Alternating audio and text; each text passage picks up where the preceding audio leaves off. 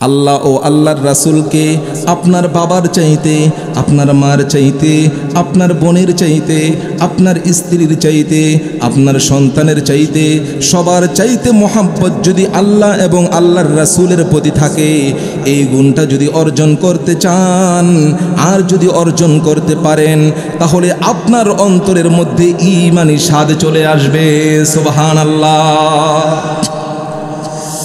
Number 2 হলো Oman নাহাব্বা আবদান লা ইউহিব্বুহু ইল্লা লিল্লাহ। 2 নাম্বার গুণ হচ্ছে আপনি আপনার এক ভাইকে মহব্বত করবেন, আপনি আরেক ভাইকে মহব্বত করবেন। এই মহব্বতটা থাকতে হবে একমাত্র আল্লাহর সন্তুষ্টি। কার সন্তুষ্টি? একমাত্র আল্লাহর সন্তুষ্টি। আল্লাহর সন্তুষ্টির জন্য যদি আপনি আপনার কোনো ভাইকে মহব্বত করেন, আরে প্রিয় ভাইয়েরা আমার, বাবাকে তো মহব্বত করাই লাগবে, তাহলে আল্লাহর জন্যই মহব্বত করি, ঠিক কিনা? মাকে তো মহব্বত করাই লাগবে, তাহলে আল্লাহর জন্যই মহব্বত করি, ঠিক কিনা? বউকে তো মহব্বত করাই লাগবে, তাহলে আল্লাহর জন্যই মহব্বত করি, ঠিক কিনা? সন্তানকে মহব্বত করতে হবে, তাহলে আল্লাহর জন্যই মহব্বত করি। দুনিয়ার জমিনের মধ্যে মাকেও মহব্বত করা হলো, বাবাকেও মহব্বত করা হলো, স্ত্রীকেও মহব্বত করা হলো, সন্তানকেও মহব্বত করা হলো, সেদিক দিয়ে আমার আল্লাহর সন্তুষ্টিও পেয়ে গেলাম, ঠিক কিনা? আমার প্রিয় ভাইয়েরা, গভীর মনোযোগ। এক ভাইকে মহব্বত করবে শুধু আল্লাহর সন্তুষ্টির জন্য। আল্লাহর সন্তুষ্টির জন্য যদি এক ভাইকে মহব্বত করে, তাহলে তার অন্তরের মধ্যে আল্লাহ তাআলা একটা গুণ ঢুকিয়ে দিবে। ঈমানি স্বাদ পাবার 2টা গুণ তার অন্তরের মধ্যে ঢুকে যাবে। 1 নাম্বার হলো আল্লাহ ও আল্লাহর রাসূলের মহব্বত। 2 নাম্বার হলো এক ভাই আরেক ভাইকে মহব্বত করতে হবে একমাত্র কার জন্য? একমাত্র কার জন্য? আরো জোরে বলি, কার জন্য? আল্লাহর জন্য। এক ভাইকে মহব্বত করতে হবে আল্লাহর জন্য। আবার আল্লাহ ও আল্লাহর রাসূলকে মহব্বত করতে হবে দুনিয়ার সব কিছুর চাইতে বেশি।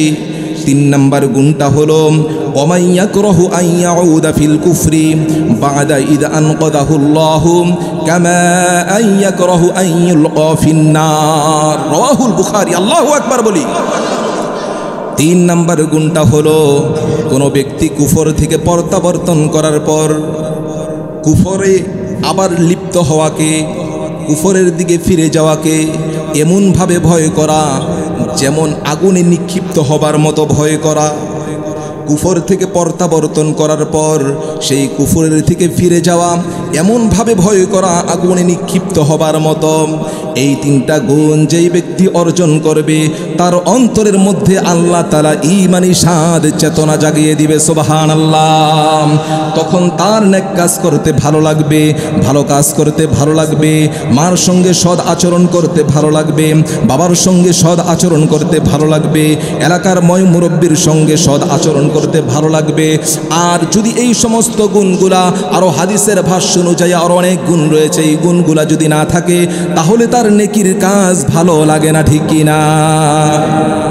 কেননা প্রিয় ভাইয়ের আমার, হযরত ইউসুফ আলাইহিস সালাতু ওয়াস সালামকে চিনি কিনা আমরা? হযরত ইউসুফ আলাইহিস সালাতু ওয়াস সালামকে, হযরত ইউসুফ আলাইহিস সালাতু ওয়াস সালামের ভাই ছিলেন কয়টা? কয় ভাই ছিলেন? কত ভাই ছিলেন? 11 ভাই ছিলেন। 11 ভাই হযরত ইউসুফ আলাইহিস সালাতু ওয়াস সালামকে ষড়যন্ত্র করে একটা কূপের মধ্যে ফেলে দিয়েছিল। এটা আমরা জানি কিনা? কূপের মধ্যে ফেলে দিয়েছিল, ওটা আরেক ঘটনা। আবার এই 11 ভাই ষড়যন্ত্র করেছিল যে ইউসুফ আলাইহিস সালাতু ওয়াস সালামকে বাঘে খেয়ে ফেলেছে। কিসে খেয়ে ফেলেছে? বাঘে খেয়ে ফেলেছে। এটা বাবার সামনে গিয়ে উপস্থাপন করেছিল। কিতাবের মধ্যে আসছে, মুফাসসিরিনে কেরাম লেখে, ওয়াজাউ আবাহুম ইশাআন ইয়াবকুন। তারা 11 ভাই মিলে মিথ্যা কান্না করতে করতে তার বাবার নিকট গেল রাত্রেবেলা। মিথ্যা কান্না করতে করতে বাবার নিকট রাত্রেবেলা উপস্থিত হয়ে বাবাকে বলে, এই যে দেখো রক্ত মাখা জামা, এই যে ইউসুফের জামা, আর এই যে বাঘটা ধরে নিয়ে এসেছি, এই বাঘটা ইউসুফকে খেয়ে ফেলেছে। নাউজুবিল্লাহ বলেন। বাঘটা ইউসুফকে খেয়ে ফেলেছে। আসলেই তো ফেলে দিছে কোথায়? ফেলে দিছে কোথায়? কূপের মধ্যে ফেলে দিয়েছে। কিন্তু বাবার কাছে এসে কি বলে? বাবার কাছে এসে বলে বাঘে খেয়ে ফেলেছে, আর রক্ত মাখা জামা নিয়ে আসছে, একটা বাঘও ধরে নিয়ে আসছে। ইউসুফ আলাইহিস সালাতু ওয়াস সালামের পিতার নাম ছিলেন হযরত ইয়াকুব আলাইহিস সালাতু ওয়াস সালাম। হযরত ইয়াকুব আলাইহিস সালাতু ওয়াস সালাম সন্তানদের ডেকে ডেকে বলে, সন্তানরা তোমরা এখান থেকে যাও। নবী মানুষ, মাথা ঠান্ডা, উত্তেজিত হয় নাই। আল্লাহু আকবার বলেন, চিৎকার মেরে বলেন আল্লাহু আকবার। আমার নবীও তো সেই নরম তবিয়তের দিলওয়ালা মানুষ, ঠিক কিনা? ঠিক কিনা প্রিয় ভাইয়ের আমার? নবীজি সাল্লাল্লাহু আলাইহি ওয়াসাল্লামের ঘরে খানা নেই 2-3 দিন যাবত। 2-3 দিন যাবত খানা নাই। হযরতে ফাতেমা রাদিয়াল্লাহু আনহা, হাসান হোসেন রাদিয়াল্লাহু আনহুমা, তিনারা না খেয়ে আছেন। নবী সাল্লাল্লাহু আলাইহি ওয়াসাল্লাম খানার খোঁজে, কাজের খোঁজে ঘর থেকে বের হয়ে যায়। কেমন ব্যবহার, কেমন আখলাক, কেমন আখলাক আমার নবী লক্ষ্য করবেন। নবীর প্রত্যেকটা কথার মধ্যে রয়েছে আমাদের জন্য শিক্ষা। নবী সাল্লাল্লাহু আলাইহি ওয়াসাল্লাম বাসার মধ্যে খানা নাই। নবী সাল্লাল্লাহু আলাইহি ওয়াসাল্লাম কাজের জন্য রাস্তায় বের হয়ে যায়। রাস্তায় বের হবার পরে হঠাৎ করে একটা ইহুদির বাগানের সামনে যায়। ইহুদির বাগানের সামনে গিয়ে দেখে একটা ইহুদি দাঁড়ানো। ওই ইহুদি আবার একজন কাজের লোক খুঁজতেছে। ইহুদির সঙ্গে যখন দেখা হয়ে যায়, নবী সাল্লাল্লাহু আলাইহি ওয়াসাল্লাম বলেন, আমার একটা কাজের দরকার। ইহুদি বলে, আমিও তো একটা কাজের লোক খুঁজতেছি। বলতে, কি কাজ করতে হবে? বলে, আমার একটা খেজুর বাগান আছে, এই খেজুর বাগানের মধ্যে বালতি দিয়ে পানি দিতে হবে। কিভাবে পানি দিব, কিভাবে পাওনা মিটিয়ে দিবেন? নবী সাল্লাল্লাহু আলাইহি ওয়াসাল্লামকে বলে, 1 বালতি পানি দিবা আর 2টা করে খেজুর দিব। আচ্ছা ঠিক আছে। নবী সাল্লাল্লাহু আলাইহি ওয়াসাল্লাম কাজে লেগে গেলেন। কূপের মধ্যে বালতি ফালাইলেন। কূপের মধ্যে বালতি ফালানোর পরে আল্লাহর রাসূল সাল্লাল্লাহু আলাইহি ওয়াসাল্লাম এক বালতি করে পানি নিয়ে খেজুর গাছের মধ্যে ঢালা শুরু করে দেয়। আল্লাহু আকবার। তারপরেও কিন্তু নবীজি কারো কাছে চান নাই। কি করেন নাই? নবীজি কিন্তু কারো কাছে চান নাই। নবী যদি চাইতেন, আল্লাহ রাব্বুল আলামিন নবীর জন্য উহুদ পাহাড়কে স্বর্ণ বানিয়ে দেবার ঘোষণা দিয়েছিল। সুবহানাল্লাহ। নবীর শিক্ষা, করুণা, বিজ্ঞা যদি থাকে বল, তাহলে করো কাজ, ঠিক কিনা? তারপরও কি মানুষের নিকট চাইতে রাজি না। আর বর্তমান সময়ে আমরা একটু অবসর থাকলেই কিন্তু ঋণ করার জন্য পাগল হয়ে যাই, ঠিক কিনা? এটা নবীর শিক্ষা না। যতক্ষণ শক্তি আছে, যতক্ষণ বল আছে, যতক্ষণ সামর্থ্য আছে, ততক্ষণ আমরা খেটে খেয়ে কাজ করতে হবে। নবী সাল্লাল্লাহু আলাইহি ওয়াসাল্লাম যদি চাইতেন, তাহলে নবী সাল্লাল্লাহু আলাইহি ওয়াসাল্লামের পায়ের সামনে আপনার অজস্র স্বর্ণ গহনা, টাকা পয়সা দিয়ে বুর হয়ে যেত, ঠিক কিনা? তারপর নবী সাল্লাল্লাহু আলাইহি ওয়াসাল্লাম কাজের খোঁজে বের হয়ে যায়, কাজ পেয়ে যায়। হঠাৎ করে একটা সময় 9 বালতি পানি যখন খেজুর গাছের মধ্যে দেয়, 10ম বালতি পানি খেজুর গাছের মধ্যে দেবার সময় বালতিরা ছিঁড়ে কূপের মধ্যে পড়ে যায়। আল্লাহর নবী বিশ্ব নবী সাল্লাল্লাহু আলাইহি ওয়াসাল্লাম যখন বালতিরা ছিঁড়ে কূপের মধ্যে পড়ে যায়, তখন ইহুদির সামনে এসে বলে, ও ভাই ইহুদি, আমি তো খেজুর গাছের মধ্যে পানি দিয়েছি, 9 বালতি পানি দিয়েছি, আমাকে 18টা খেজুর দাও। কিন্তু 1 বালতি পানি আমি দিতে পারি নাই। 1 বালতি পানি দেবার আগেই বালতিটার রশি ছিঁড়ে কূপের মধ্যে বালতিরা পড়ে গিয়েছে। আমার প্রিয় ভাইয়েরা আমার, এই কথা যখন নবী করিম সাল্লাল্লাহু আলাইহি ওয়াসাল্লাম বলেন, ওই ইহুদি বাগানের মালিক আমার নবী বিশ্ব নবীর গালের মধ্যে একটা চটকনা বসায়া দেয়। নাউজুবিল্লাহ বলেন। এত সুন্দর নবী, যেই নবীর চেহারা দেখে মানুষ কালেমা পড়ে মুসলমান হয়ে যায়, সেই নবীর গালে নাফরমান ইহুদি কিভাবে চটকনা বসিয়ে দিতে পারে? আল্লাহু আকবার বলি। আমার প্রিয় ভাইরা, তারপরেও ওই ব্যক্তিকে আল্লাহ ধ্বংস ধ্বংস করে নাই, এত আঘাত করার পরেও ধ্বংস করে নাই।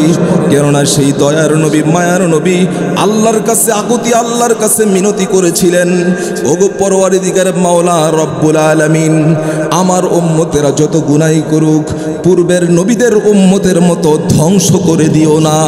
আল্লাহু আকবার বলেন। নবীর দোয়া আল্লাহ কবুল করে নিয়েছে। এই জন্য দেখবেন একাধিক নবীর উম্মত একাধিক গুনার মধ্যে, জঘন্য গুনাহের মধ্যে লিপ্ত হবার পর তাদেরকে সমূলে ধ্বংস করে দিয়েছে। কিন্তু আমার দেশে বর্তমান সময়ে যত কঠিন থেকে কঠিনতর গুনাহ হোক না কেন, তারপরেও কিন্তু ওই নাস্তিক মোরতাদেরা বুক ফুলিয়ে হাঁটতেছে, ঠিক কিনা? কেন হাঁটতেছে? কেন হাঁটতেছে?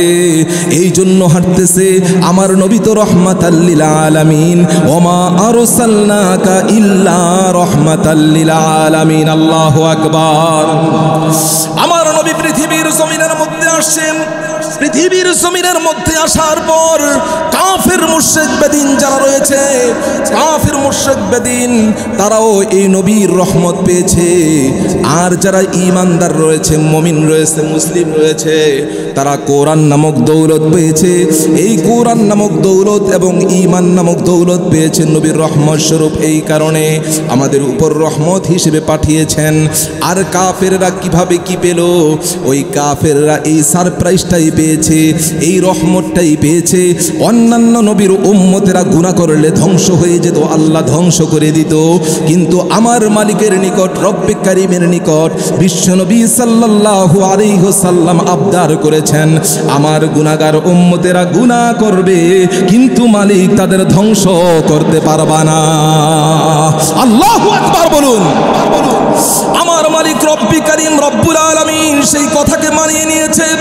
হ্যাঁ হাবিব, ঠিক আছে, তোমার উম্মত গুনাহ করবে, অন্য উম্মতের মতো ধ্বংস করা হবে না, ধ্বংস করা হবে না, তাদেরকে ছাড় দেওয়া হবে, তাদেরকে ছাড় দেওয়া হবে। কি দেওয়া হবে? তাদেরকে ছাড় দেওয়া হবে। আমার প্রিয় ভাইয়েরা, নবীর এই ঘটনা থেকে শিক্ষা নেওয়া দরকার। নবীজির গালের মধ্যে যখন চর বসায়া দিল, নবীজি কিন্তু তখন উত্তেজিত হয় নাই, ঠিক কিনা? উত্তেজিত কিন্তু হয় নাই প্রিয় ভাইয়ের আমার। আর আমরা হলে কি করতাম? রাগান্বিত হয়ে যেতাম না? কি হতাম? রাগান্বিত হয়ে যেতাম। আমি রহমাতাল লিল আলামিন, তুমি কার গায়ের মধ্যে হাত দিয়েছ, খবর আছে তোমার, ঠিক কিনা? কিন্তু নবী রাগান্বিত না হয়ে, নবী এই সুন্দর স্বভাবের পরিচয় দিয়েছে, এই কমল আখলাকের পরিচয় দিয়েছে। এই গুণটা আমাদের অর্জন করার দরকার আছে কিনা? গুণটা অর্জন করার দরকার আছে। এটা এখানে থাক, সামনে আসতেছি। কোথায় ছিলাম? হযরত ইয়াকুব আলাইহিস সালাতু ওয়াস সালামের ওখানে। ইউসুফ আলাইহিস সালাতু ওয়াস সালামের 11 ভাই ইউসুফ আলাইহিস সালাতু ওয়াস সালামকে কূপের মধ্যে ফেলে দিয়ে যখন ইউসুফ নবীর জামা কাপড় রক্ত মাখা নিয়ে এবং একটা বাঘকে ধরে নিয়ে যখন ইয়াকুব নবীর সামনে যায় এবং বলে, বাবা ইউসুফকে বাঘে খেয়ে ফেলেছে, ইউসুফকে বাঘে খেয়ে ফেলেছে, এই দেখো রক্ত মাখা জামা। কিন্তু নবী তো ইশারাই সব বুঝে গেছে, নবীর আকলে ধরে গেছে এটা কি হতে পারে। নবী ইয়াকুব আলাইহিস সালাতু ওয়াস সালাম বলেন, সন্তানেরা তোমরা যাও, তোমরা যাও, তোমরা যাও। ইয়াকুব আলাইহিস সালাতু ওয়াস সালাম 2 রাকাত নফল নামাজ পড়লেন। 2 রাকাত নফল নামাজ পড়ার পর দেখেছে, আমার প্রিয় ভাইরা, আমির হামজা আর স্থির থাকতে পারে না। আল্লাহু আকবার। আমির হামজা বিশ্বনবী সাল্লাল্লাহু আলাইহি ওয়াসাল্লামের সামনে গিয়ে তার মাথাটা ধরে ভাতিজাকে ডাকে আর বলে, ভাতিজা তোমাকে কে অবস্থা করেছে? আবু জাহেল। তুমি অর্ডার দাও, আবু জাহেলের গর্দানটা আমি দুনিয়ার জমিন থেকে কেড়ে নিব। আল্লাহু আকবার। বিশ্বনবী সাল্লাল্লাহু আলাইহি ওয়াসাল্লাম সমস্ত বুঝ আল্লাহ তাকে দান করে দিয়েছিলেন। শিশু কাল থেকে নবীজি সাল্লাল্লাহু আলাইহি ওয়াসাল্লামের বুঝ দান করে দিয়েছেন আল্লাহ। কেমন বুঝ দান করে দিয়েছিল? গভীর মনোযোগ, ওয়াজে হারাবেন না, গভীর মনোযোগ দিয়ে শুনবেন।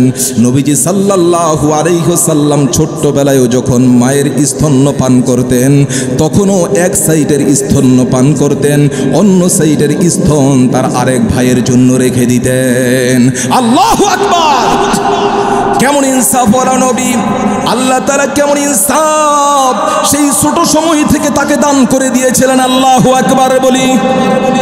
এখানে এখান থেকে আরেকটা শিক্ষা আছে। নবী সাল্লাল্লাহু আলাইহি ওয়াসাল্লাম যখন স্তন্যপান করেছিলেন তখন ডাইন স্তনটা পান করেছিলেন। এর মানে আমরা যে দিক দিয়ে খাওয়া শুরু করব বা যেই কাজ শুরু করব সব সময় সর্ব অবস্থায় ডান দিক দিয়ে করব। রাজি আছে কিনা ইনশাআল্লাহ? তখন নবী সাল্লাল্লাহু আলাইহি ওয়াসাল্লামের সেই বুশটা চলে এসেছে। আমার চাচা আমিরে হামজা আবেগ আপ্লুত হয়ে গেছে। এখন আমি যদি বলি আবু জাহেলের প্রতি আক্রমণ করার জন্য আবু জাহেলের প্রতি আক্রমণ করবে, কিন্তু না না না, ঠিক এই সময়টাই যদি আমি আমার চাচাকে কালিমার দাওয়াতটা দেই তাহলে আমার চাচা কালিমা গ্রহণ করেও ফেলতে পারে। আল্লাহু আকবার, আরো জোরে বলেন না আল্লাহু আকবার। কালিমার দাওয়াতটা সুন্দরভাবে দিয়ে দিলেন। আমিরে হামজা রাদিয়াল্লাহু আনহুর মনটা গলেছিল তখন ভাতিজার এই অবস্থা দেখে। আমিরে হামজাও সাথে সাথে পড়ে নিলেন লা ইলাহা ইল্লাল্লাহু মুহাম্মাদুর রাসূলুল্লাহ। আল্লাহু আকবার বলেন। কোথায় ছিলাম প্রিয় ভাইয়ের আমার? বাঘের জবান খুলে গিয়েছে। বাঘকে বলে, বাঘ তুমি আমার সন্তান ইউসুফকে কি খেয়েছো কিনা? বাঘের জবান খুলে গিয়েছেন। বাঘ বলেন, নবী ইয়াকুব আমাদের জন্য তো নবীর গোশত খাওয়া হারাম করে দিয়েছে। আল্লাহু আকবার। নবীর রক্ত নবীর গোশত আমাদের জন্য তো আল্লাহ হারাম করে দিয়েছে, আমি কিভাবে খাবো? এটা কি সম্ভব নাকি? আল্লাহু আকবার। কিসের জবান খুলে দিয়েছেন? বাঘের জবান খুলে দিয়েছে কে?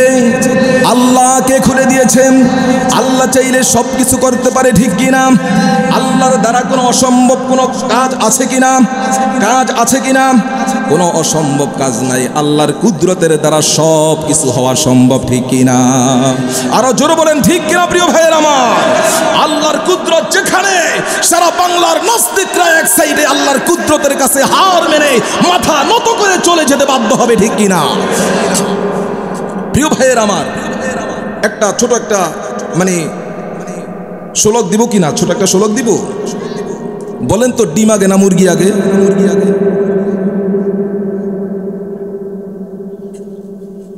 বলেন প্রিয় ভাইয়ের আমার।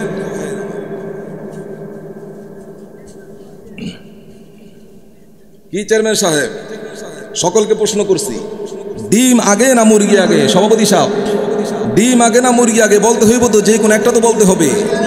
কি আগে? ডিম আগে। তাহলে ডিমটারে পারলো কে? মুরগি। ডিমটাকে কে পারলো? মুরগিতে। ওই মুরগিটা যে হইল, কি হইল? ডিমে। তাহলে ডিম আগে না মুরগি আগে? ডিম আগে। এই সাইডের মানুষ ডিম আগে, আর এই সাইডের মানুষ মুরগি আগে। এখন ফলাফল প্রকাশ করে দেই। আমার প্রিয় ভাইয়েরা, ডিম যদি আগে হয় তাহলে মুরগিটা হইল কোথা থেকে? এখন আপনারা বলেন তো, বরফ আগে না পানি আগে? পানি আগে। পানিটা বরফ হয়েছে, ঠিক কিনা? এখন আপনারা বলেন তো, আপনি আগে না আপনার বাবা আগে? আপনার বাবা আগে না আপনার দাদা আগে? এখন আপনি বলেন তো, আদম আলাইহিস সালাতু ওয়াস সালামের বাবাকে? আদম আলাইহিস সালাতু ওয়াস সালামের বাবাকে? আমার প্রিয় ভাইয়েরা গভীর মনোযোগ দেন। ডিম আগে না মুরগি আগে? এখানে ডিম যদি আগে হয় তাহলে মুরগি কোথা থেকে আসলো? আর মুরগি যদি আগে হয় ডিম কোথা থেকে আসলো? প্রিয় ভাইয়ের আমার, ঠিক কিনা? ডিমও আগে না, মুরগিও আগে না, আল্লাহ তাআলার কুদরত আগে, ঠিক কিনা? আপনি আপনার আগে আপনার বাবা, আপনার বাবার আগে আপনার বাবার আগে আপনার দাদা। এটা হলো আল্লাহ তাআলা মাধ্যমে দুনিয়ার জমিনের মধ্যে পাঠিয়েছে। কিন্তু এই যে মুরগি, এই যে ডিম, এটা সর্বপ্রথম যে পাঠিয়েছে সেটা কোনো মাধ্যম না, সেটা হলো আল্লাহ তাআলার কুদরত, ঠিক কিনা প্রিয় ভাইয়ের আমার? আমার প্রিয় ভাইয়েরা, আপনি মাধ্যমে দুনিয়ার জমিনের মধ্যে আসছেন। এখন যদি বলি হযরত ঈসা আলাইহিস সালাতু ওয়াস সালামের বাবা তো ছিল না, তাহলে দুনিয়ার জমিনের মধ্যে কিভাবে আসলো, ঠিক কিনা? ঈসা নবী কোনো মাধ্যমে দুনিয়াতে আসে নাই, ঈসা নবী আসছে আল্লাহ তাআলার কুদরতে, ঠিক কিনা? ঠিক তেমনি ভাবে হযরত আদম আলাইহিস সালাতু ওয়াস সালামকে কোনো বাবা সৃষ্টি করে নাই, কোনো মা সৃষ্টি করে নাই। কেননা মহাগ্রন্থ আল কোরআনুল কারীমের মধ্যে আসছে উল হুয়াল্লাহু আহাদ আল্লাহুস সামাদ লাম ইয়ালিদ ওয়া লাম ইউলাদ ওয়া লাম ইয়াকুল লাহু কুফুয়ান আহাদ। আল্লাহু আকবার। আল্লাহ হলো এক ও একক। সন্দেহ আছে কিনা? সন্দেহ আছে কিনা প্রিয় ভাইয়ের আমার? আল্লাহ তাআলা হলো এক ও একক। আল্লাহ তাআলা তিনি কারো মুখাপেক্ষী নন, তিনার মুখাপেক্ষী সবাই, ঠিক কিনা? তিনি কাউকে জন্ম দেননি, তিনার জন্ম কারো থেকে হয়নি। এমনকি প্রিয় ভাইয়ের আমার, তিনি হলো এক একক, তিনি কাউকে জন্ম দেন নাই, কারো থেকে জন্ম নেন নাই। তাহলে হযরতে আদম আলাইহিস সালাতু ওয়াস সালামকে যে বানালো, যেহেতু আল্লাহ কাউকে জন্ম দেননি, তার সন্তানও নাই, এর মানে আল্লাহ তাআলা আদমকে বানাইছে আল্লাহর কুদরতে, ঠিক কিনা? আরো জোরে বলেন ঠিক কিনা? এই জন্য প্রিয় ভাইয়ের আমার, বাঘের জবান আল্লাহ খুলে দিতে পারে কি পারে না? ঠিক তেমনি ভাবে এই জবান খোলার বিষয় যেহেতু আসছে, আরেকটা কথা বলি। বিশ্বনবী সাল্লাল্লাহু আলাইহি ওয়াসাল্লাম শিশুবেলা ছোটকালে রাস্তা দিয়ে যখন যাবে, আস্তে আস্তে আস্তে বাবা ছিল না, হঠাৎ করে সন্ধ্যা হয়ে যায়। কিভাবে যে সন্ধ্যা হয় নিজেও জানে না। পাহাড়ের পদদেশ দিয়ে হাঁটে, হঠাৎ করে আবু জাহেল পাহাড়ের পদদেশ দিয়ে আইতেছে ঘোড়ার মধ্যে ঘোড়া হাঁকিয়ে যখন আসতেছেন, ওই আবু জাহেল নিকৃষ্ট কীট তখনও তো জানে না সে যে মুহাম্মাদুর রাসূলুল্লাহ সুদূর ভবিষ্যৎ নবী হবে। আল্লাহু আকবার বলেন। তখন তো ভাতিজাকে অল্প বিস্তর মোহাব্বত করত। দেখে আব্দুল্লাহর বেটা মোহাম্মদ সন্ধ্যাবেলা রাস্তার মধ্যে বাসা থেকে অনেক দূরে মোহাম্মদকে নিয়ে যায়। মোহাম্মদকে বলে, ভাতিজা মোহাম্মদ, আমার ঘোড়ার পিছনে ওঠো, আমার ঘোড়ার পিছনে ওঠো।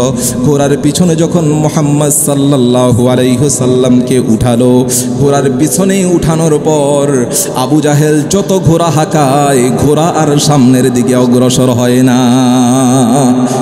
আল্লাহু আকবার বলেন না। আবু জাহেল ঘোড়া হাঁকায়, ঘোড়া সামনের দিকে অগ্রসর হয় না। ঘোড়া চিৎকার মেরে, চিক মেরে মেরে আসমানের দিকে তাকায়। আল্লাহু আকবার।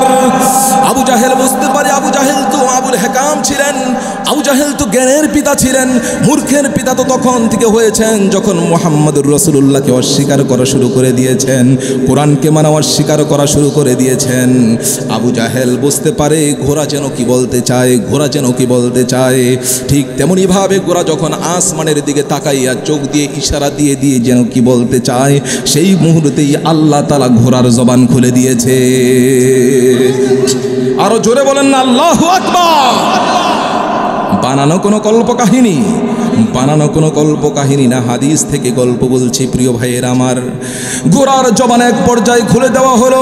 ঘোড়া চিৎকার মেরে মেরে ডাক মেরে বলে, আল্লাহ। সকল বলি আল্লাহ। কোন বান্দা যখন আল্লাহকে একবার আল্লাহ বলে ডাক দেয় অন্তর থেকে, আল্লাহর সন্তুষ্টির লক্ষ্যে, রব্বুল আলামিনের গুণবাচক আরো যত নাম রয়েছে, হাজার শতক যত নাম রয়েছে, আল্লাহ রব্বুল আলামিনের সমস্ত নামের যে নেকিগুলা আছে, এক একটা নাম জপন করলে এক একটা নেকি দান করা হয়, এক এক রকম ভাবে তাকে সওয়াব দান করা হয়, আমল নামার মধ্যে যোগ করা হয়। আল্লাহকে একমাত্র আল্লাহর সন্তুষ্টির জন্য একবার যদি আল্লাহ বলে ডাকে, আল্লাহ তাআলার সমস্ত হাজার সিফতি নামগুলার যে আমল, সেই আমলগুলা তার আমল নামায় দিয়ে দেয়। আমার প্রিয় ভাইয়েরা, ঘোড়ার জবান খুলে যায়। ঘোড়া আল্লাহর দিকে তাকাইয়া তাকাইয়া রব্বি কারীমের দরবারে আরজি করে, রব্বি কারীম, দু জাহানের বাদশা প্রিয় নবী মুহাম্মদুর রাসূলুল্লাহকে পিছনে বসাইয়া এই বেয়াদব আবু জাহেলকে সামনে নিয়া আমি ঘোড়া এক কদম সামনের দিকে অগ্রসর হতে পারি না। আবু জাহেলকে ডেকে ডেকে বলেন, তুমি আমাকে চাবুক মারতে মারতে আমাকে মেরে ফেলবে, আমি এখানে মরে যাব, তারপর তোমার মতো বেয়াদবকে সামনে বসাইয়াম আর সরকার দু আলম মোহাম্মদকে পিছনে বসায়া আমি সামনের দিকে অগ্রসর হতে পারি না। ওই আবুল হেকাম মূর্খের পিতা, ওই আবু জাহেল বুঝে যায় এটা কি অলৌকিক ঘটনা ঘটলো রে, আর উপায় নাই, সামনে বসানো ছাড়া উপায় নাই। যখন আমার নবী আপনার নবী মোহাম্মদকে সামনে বসানো হলো, কিতাবের মধ্যে আসছে প্রিয় ভাইয়ের আমার, হাদিস সাক্ষ্য প্রদান করে আবু জাহেলের ওই দামি ঘোড়াটা এত জোর বেগে চলতে থাকে। আবু জাহেল সাক্ষ্য প্রদান করে ওই মক্কার জমিনের মধ্যে আমার মতো দামি ঘোড়া আর কেউ চালাইতো না, আমার চাইতে দামি ঘোড়া কেউ চালাইতো না, দামি ঘোড়া কেউ হাঁকাইতো না। আমার ঘোড়া যতটা স্পিডে চলে কোনো ঘোড়া এত স্পিডে চলতো না। কিন্তু শিশু মোহাম্মদকে যখন ঘোড়ার সামনে বসালাম, এমন ভাবে দ্রুত বেগে ছোটা শুরু করলো, আমি জীবনে এত দ্রুত বেগে ঘোড়ার মধ্যে কখনো চড়ি নাই। আল্লাহু আকবার। ক্ষমতার মালিককে, আল্লাহর দ্বারা সব সম্ভব, ঠিক কিনা বলুন? ঘোড়ার জবানও আল্লাহ খুলে দেয়, আল্লাহ তালা বাঘের জবানও খুলে দেয়, আল্লাহ তালা হরিণের জবানও খুলে দেয়।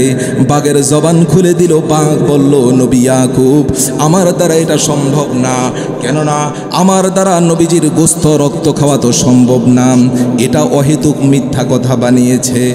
হযরত ইয়াকুব আলাইহিস সালাতু ওয়াস সালাম বাঘকে ডেকে ডেকে বলে, তাহলে তুমি কোথায় যাইতেছিলা? গভীর মনোযোগ, তাহলে তুমি কোথায় যাইতেছিলাম?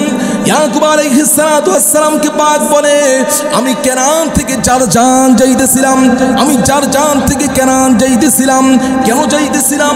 বললাম আমি জারজান থেকে কেনান যাইতেছিলাম আমার এক ভাইয়ের সাথে দেখা করার জন্য, আমার এক ভাইয়ের সাথে আল্লাহর সন্তুষ্টির জন্য দেখা করার জন্য। এই কথা যখন বললেন, এই কথা বলার সাথে সাথে হযরত ইয়াকুব আলাইহিস সালাতু ওয়াস সালামকে যখন শুনাইলেন, ইয়াকুব আলাইহিস সালাতু ওয়াস সালাম বলে, কেন আল্লাহর সন্তুষ্টির জন্য দেখা করতেছিলাম? কোন হাদিসের মধ্যে আসে আমার দাদা তার দাদা থেকে তার দাদা আপনার দাদা ইব্রাহিম আলাইহিস সালাতু ওয়াস সালাম থেকে হাদিস লিপিবদ্ধ করেছেন। কোন ভাই যখন কোন ভাইয়ের জন্য, কোন ভাইয়ের মহব্বতের জন্য একমাত্র আল্লাহর সন্তুষ্টির লক্ষ্যে সাক্ষাৎ করতে যাবে, রব্বুল আলামিন বলেন, আল্লাহ রব্বুল আলামিন তার জিন্দেগির থেকে 1000 গুনাহকে মোচন করে দিবে। সুবহানাল্লাহ। রব্বুল আলামিন বলেন, তার জিন্দেগির মধ্যে, তার আমলনামার মধ্যে রব্বুল আলামিন 1000 নেকি যোগ করে দিবেন। সুবহানাল্লাহ। আল্লাহ তাআলা 1000 দরজা বুলন্দা করে দিবেন। সুবহানাল্লাহ। আপনারা বলতেছেন, হয়তোবা ভাবতেছেন মাত্র 1000 নেকি, কি মাত্র 1000 নেকি, মাত্র 1000 গুনাহ, এটা কি কোনো মনে কিছু করতেছেন না? কিছু মনে হইতেছে না? এই যে অনেক দোয়া আছে না, যে এটা পড়লে মনে করেন আপনি অনেক নেকি পাবেন, আপনার যত গুনাহ আছে মাফ হয়ে যাবে। যেমন মনে করেন বিভিন্ন হাদিস রয়েছে, তো সেই ক্ষেত্রে আমরা মনে করি এই নেকি, এই সোয়াব কি হবে, দেখা যায় না তো, কি দেখা যায় না তো। কিন্তু এই নেকি একটির কত দাম, এই গুনাহ একটির কত ক্ষতি, সেটা কিয়ামতের ময়দানে বুঝে আসবে। কিসে বুঝে আসবে? কিয়ামতের ময়দানে বুঝে আসবে। প্রিয় ভাইয়ের আমার, এই দুনিয়ার জমিনের মধ্যে যখন চেয়ারম্যানি ভোট হয়, আমার প্রিয় ভাই রফিকুল ইসলাম দুদু সাহেব এখানে বসে আছেন, চেয়ারম্যানি ভোট হয়, এমপি ভোট হয়, মেম্বারি ভোট হয়, হয় কি হয় না? যখন মনে করেন আপনার আমার প্রিয় ভাই চেয়ারম্যান সাহেব 1000 ভোটে পাশ করলেন, 1000 ভোট বেশি পেয়ে পাশ করলেন, তখন আমার প্রিয় ভাইয়ের কাছে একটা ভোটের মূল্যায়ন বুঝে আসবে না। আমার প্রিয় ভাইয়েরা গভীর মনোযোগ, কোন মেম্বার যখন 200 ভোটে পাশ করে, তখন একটা ভোটের মূল্যায়ন বুঝে আসে না। প্রিয় ভাইয়ের আমার, এই যে আমরা 1000 নেকি মনে করতেছি, 1000 নেকি আর কি হবে, 1000 গুনাহ মোচন আর কি হবে, এটা আমরা কিছু মনে করতেছি না। গভীর মনোযোগ আমার প্রিয় ভাইয়েরা, ভাবুন আমার চেয়ারম্যান সাহেব যখন 10,000 ভোট ইউনিয়নের মধ্যে, যখন তিনি 5000 ভোট পেয়েছে, আর তার বিপক্ষ প্রার্থী যখন 5001 ভোট পেয়ে পাশ করেছে, যদি 1 ভোটে ভাই ফেল করত, তখন ভাই বুঝতো একটা ভোটের কত মূল্য। ঠিক কিনা? ঠিক কিনা চেয়ারম্যান সাহেব? আমার প্রিয় ভাইয়েরাম, কোন মেম্বার যখন 100-200 বোর্ডে ফেল করে 100-200 বোর্ডে পাস করে তখন একটা বোর্ডের মূল্য বুঝে আসে না। কেননা একটা বোর্ডের মূল্য তখন তার বুঝে আসে না যখন দেখা যায় তার প্রতিপক্ষ 250 পেয়েছেন, তিনি 249টা পেয়েছেন। 1-2টা ভোটের জন্য তিনার 4টা হাতছাড়া হয়ে গেছে, ঠিক কিনা? একটা ভোটের জন্য চেয়ারম্যানের 4টা হাতছাড়া হয়ে গিয়েছে। ওই দুনিয়ার জমিনের মধ্যে মেম্বার এবং চেয়ারম্যান এবং এমপি মন্ত্রীরা বুঝে একটা ভোটের কত দাম, ঠিক কিনা? ঠিক তেমনি ভাবে প্রিয় ভাইয়ের আমার, একটা নেকির কত দাম, একটা নেকির কত দাম, একটা বদির কত খারাপি। এটা কিয়ামতের ময়দানে যখন একটা নেকির জন্য আপনি জান্নাতে যেতে পারবেন না, একটা নেকির জন্য আপনার বাবার কাছে যাবেন, আপনার মার কাছে যাবেন, আপনার মার কাছেও আপনি নেকি পাবেন না, বাবার কাছেও পাবেন না। কেননা তারাই তো তাদের ইয়া নাফসি নাফসি করতে করতে দিন শেষ, রাত শেষ, ঠিক কিনা? কেউ যখন নেকি দিবে না, একটা নেকির জন্য যখন ফয়সালা এদিক সেদিক হয়ে যাবে তখন এই বুঝে আসবে একটা নেকির কত মূল্য, ঠিক কিনা? আপনার বদি এবং আপনার নেকি সমান সমান।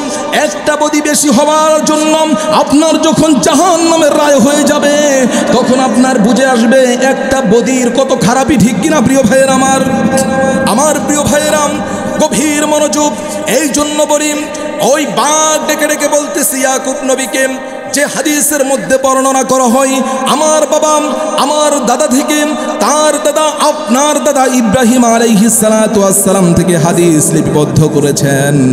এক ভাই এক ভাইকে যদি আল্লাহর জন্য মহাব্বত করে, এক ভাই যদি আল্লাহর সন্তুষ্টির জন্য ভালোবাসে, মহাব্বত করে, তাহলে আল্লাহ তাআলা তার আমল নামার মধ্যে 1000 নেকি দান করে দেয়। কয় হাজার নেকি?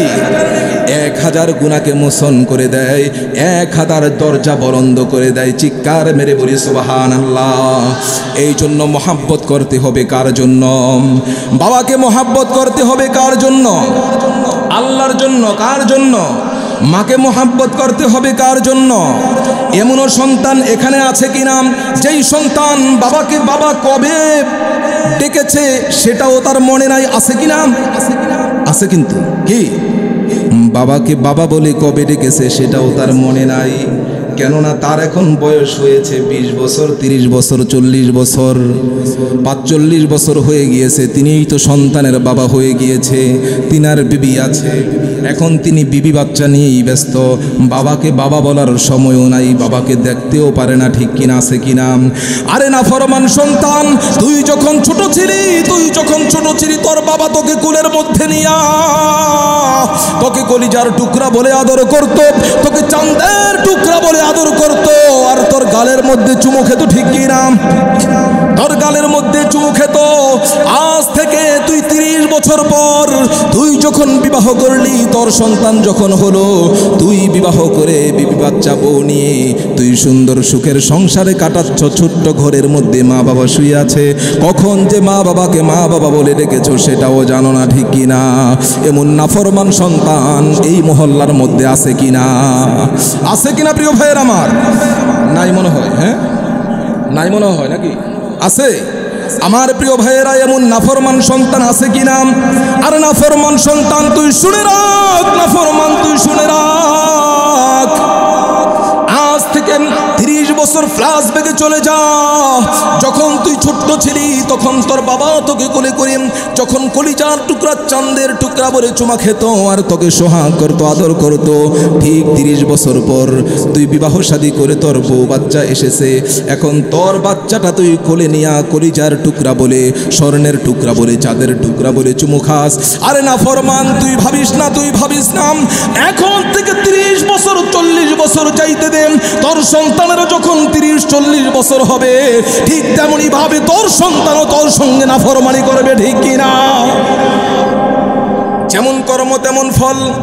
এই জন্য প্রিয় ভাইয়েরা আমার, গভীর মনোযোগ দাও যুবক ভাইয়েরাম। এখন মা বাবার সঙ্গে তুমি যেমন আচরণ করবা, মা বাবার সঙ্গে তুমি যেমন আচরণ করবা, তোমার সন্তানের থেকে তুমি তেমন আচরণ পাইবা। এই আচরণ পাবার আশায় হলেও তোমার সন্তান যেমন করে তুমি লালন পালন করো, আদর করো, ঠিক তোমার বাবার খোঁজ খবর নিয়ে, বাবার কথা মার কথাও শুনে বাবা মাকেও বৃদ্ধকালে সুন্দর মতো লালন পালন করো, ঠিক কিনা? আমার প্রিয় ভাইয়েরা, গভীর মনোযোগ দেই, কেননা এটা আমার নবীর শিক্ষা। কার শিক্ষা? এটা আমার নবীর শিক্ষা। আমার প্রিয় ভাইয়েরা, গভীর মনোযোগ। হযরত মুসা আলাইহিস সালাতু ওয়াস সালাম আল্লাহ রাব্বুল আলামিনকে জিজ্ঞাসা করে, ওগো আল্লাহ, ওগো পরওয়ারদিগার মালিক, তুমি তো সব পারো, তুমি তো সব কিছুর ক্ষমতাধর। ইন্নাল্লাহা আলা কুল্লি শাইইন কাদির, সমস্ত বিষয়ের উপর তুমি ক্ষমতাবান। তাহলে তুমি ফেরাউনকে কেন ধ্বংস করে দাও না? ফেরাউন এই যে রাহাজানি করে, চুরি বাটপারি করে, এই যে ডাকাতি করে, এই যে ইজ্জত হরণ করে মা বোনদের, এই যে মানুষদেরকে হত্যা করে ফেলতেছে, এই ফেরাউনকে তো তুমি সমূলেই ধ্বংস করে দিতে পারো। তুমি ফেরাউনের উপর গজব নাসিল কেন করো না? ফেরাউনকে তুমি শাস্তি কেন দাও না? তোমার গজব ফেরাউনের প্রতি কেন আসে না? চিৎকার মেরে বলেন আল্লাহু আকবার। কে বলতেছে? হযরত মুসা আলাইহিস সালাতু ওয়াস সালাম কাকে বলে? আল্লাহকে বলে। আল্লাহ রাব্বুল আলামিন হযরত মুসাকে ডেকে ডেকে বলে, মুসা শোনো, আমার আযাব, আমার গজব ফেরাউনের নিকট যায়। আমার আযাব, আমার গজব ফেরাউনের নিকট গিয়ে আমার আযাব গজব আবার রিটার্ন ফিরে আসে। আল্লাহু আকবার। আল্লাহর আযাব, আল্লাহর গজব ফেরাউনের নিকট গিয়ে রিটার্ন ফিরে আসে। ওগো আল্লাহ, এটা কিসের জন্য, কি কারণ?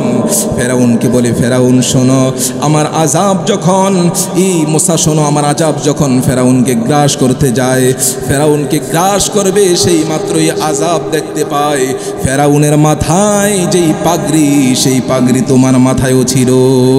আল্লাহু আকবার। তোমার মাথায় যেই পাগড়ি, ফেরাউনের মাথায়ও পাগড়ি। ফেরাউনের দিকে তাকায়া দেখে, ও মুসা, তোমার মুখের মধ্যে দাড়ি, ফেরাউনের মুখের মধ্যেও দাড়ি। আল্লাহু আকবার। আযাব বলতেছি, আযাবেরও একটা ভাষা আছে, যে ফেরাউনের মুখেও দাড়ি, মুসা আলাইহিস সালাতু ওয়াস সালামের মুখেও দাড়ি। মুসা নবীর গায়েও লম্বা জামা, ফেরাউনের গায়েও লম্বা জামা। এই যে সূরাত সিরাত দেখে, এই সূরাত বেশভূষা দেখে আমি আযাব লজ্জা পেয়ে ফিরে এসেছি। আল্লাহু আকবার বলেন। ফেরাউনের মতো ইন্টারন্যাশনাল ক্রিমিনাল, এত ইন্টারন্যাশনাল ক্রিমিনাল হবার পরেও তিনি এই বেশভূষা, দাড়ি, টুপি, জুব্বার কারণে সাময়িক মাপ পেয়েছে, ঠিক কিনা? স্থায়ী মাপ না, কি স্থায়ী মাপ নয়, সাময়িক মাপ। এখন বলেন তো বাবাজিরা, আমার যুবক ভাইয়েরা, যে ফেরাউন এত কুখ্যাত সন্ত্রাসী হবার পরেও এই সাময়িক মাপ, সাময়িক আযাব থেকে বাঁচলো কি জন্য? কি জন্য বাঁচলো? দাড়ি, টুপি, জুব্বা, এই লেবাসের জন্য। এই লেবাসের দাম আছে তো, লেবাসের দাম আছে তো। অনেক সময় যুবক ভাইয়েরা একটু দাড়ি রাখলে অনেক সময় টিটকারি করা হয়, রাখছে, থাকবো না, বেশি দিন থাকবো না। নদীর পাড়ের বাড়ি আর যুবক পোলাপানের মুখের দাড়ি, টিস্কারি মুস্কারি মাইরা যেই কয়টা দাড়ি আসিল, সেই দাড়ি কয়টাও শেষ। কি কয়, যা রাখছিলাম হেডও রাখুম না। কি আবার যদি মনে করেন বুঝ, আল্লাহ যে কোনো সময় যে কারো বুঝ দিয়ে দিতে পারে, ঠিক কিনা প্রিয় ভাইয়ের আমার? যেই কারো সময় যেই কারো বুঝ দিয়ে দিতে পারে। বুঝ আসছে পরে একটু জুব্বা টুব্বা পরে মসজিদে আসছে, এখন তিনি তো মুরব্বী, অনেক দিন ধরে নামাজ পড়ে, কয় করিমের পোলায় আইছে, সুফিগিরি করতে আইছে, দেখুবনে কয়দিন টিকে ওর নামাজ, ঠিক কিনা? আরে ভাই, এটা বলার দরকার আছে কিনা? এটা বলার দরকার আছে? দরকার নাই। তোমার এই কথার কারণে ওর মনের মধ্যে যদি আঘাত হয়, ও যদি কষ্ট পায়, তাহলে তো ওর মনের মধ্যে এই টিটকারিটা যদি লেগে যায়, তাহলে তো ওই দাড়ি, টুপি, জুব্বা সব কিছু ফালাইয়া আগের মতো আবার ধান্দাবাজি শুরু করে দেবে, ঠিক কিনা প্রিয় ভাইয়ের আমার? আর এই গুনার ভাগী হবে কে? তোমার এই মুখের যেই এই অপকথা, এই অপকথার কারণে তিনি যেই সওয়াবের কাছ থেকে ছিটকে পড়ে গেল, তুমি সব সময় তার গুনার ভাগীদার হতে থাকবে। নাউজুবিল্লাহ বলেন। এই জন্য কোরআনের মধ্যে আল্লাহ বলেন, ইয়া আইয়ুহাল্লাযীনা আমানুত্তাকুল্লাহ, হে ঈমানদারগণ তোমরা আল্লাহকে ভয় করো, ওয়াকুলু কওলা, এবং তোমরা বলো, এবং তোমরা কথা বলো। কোন কথাটা বলবা? সেটা হলো সাদিদা, তোমরা সঠিক কথা বলো। আল্লাহু আকবার। কথার মধ্যে কোনো বক্রতা নেই, কথার মধ্যে কোনো ধাপ্পাবাজি নেই।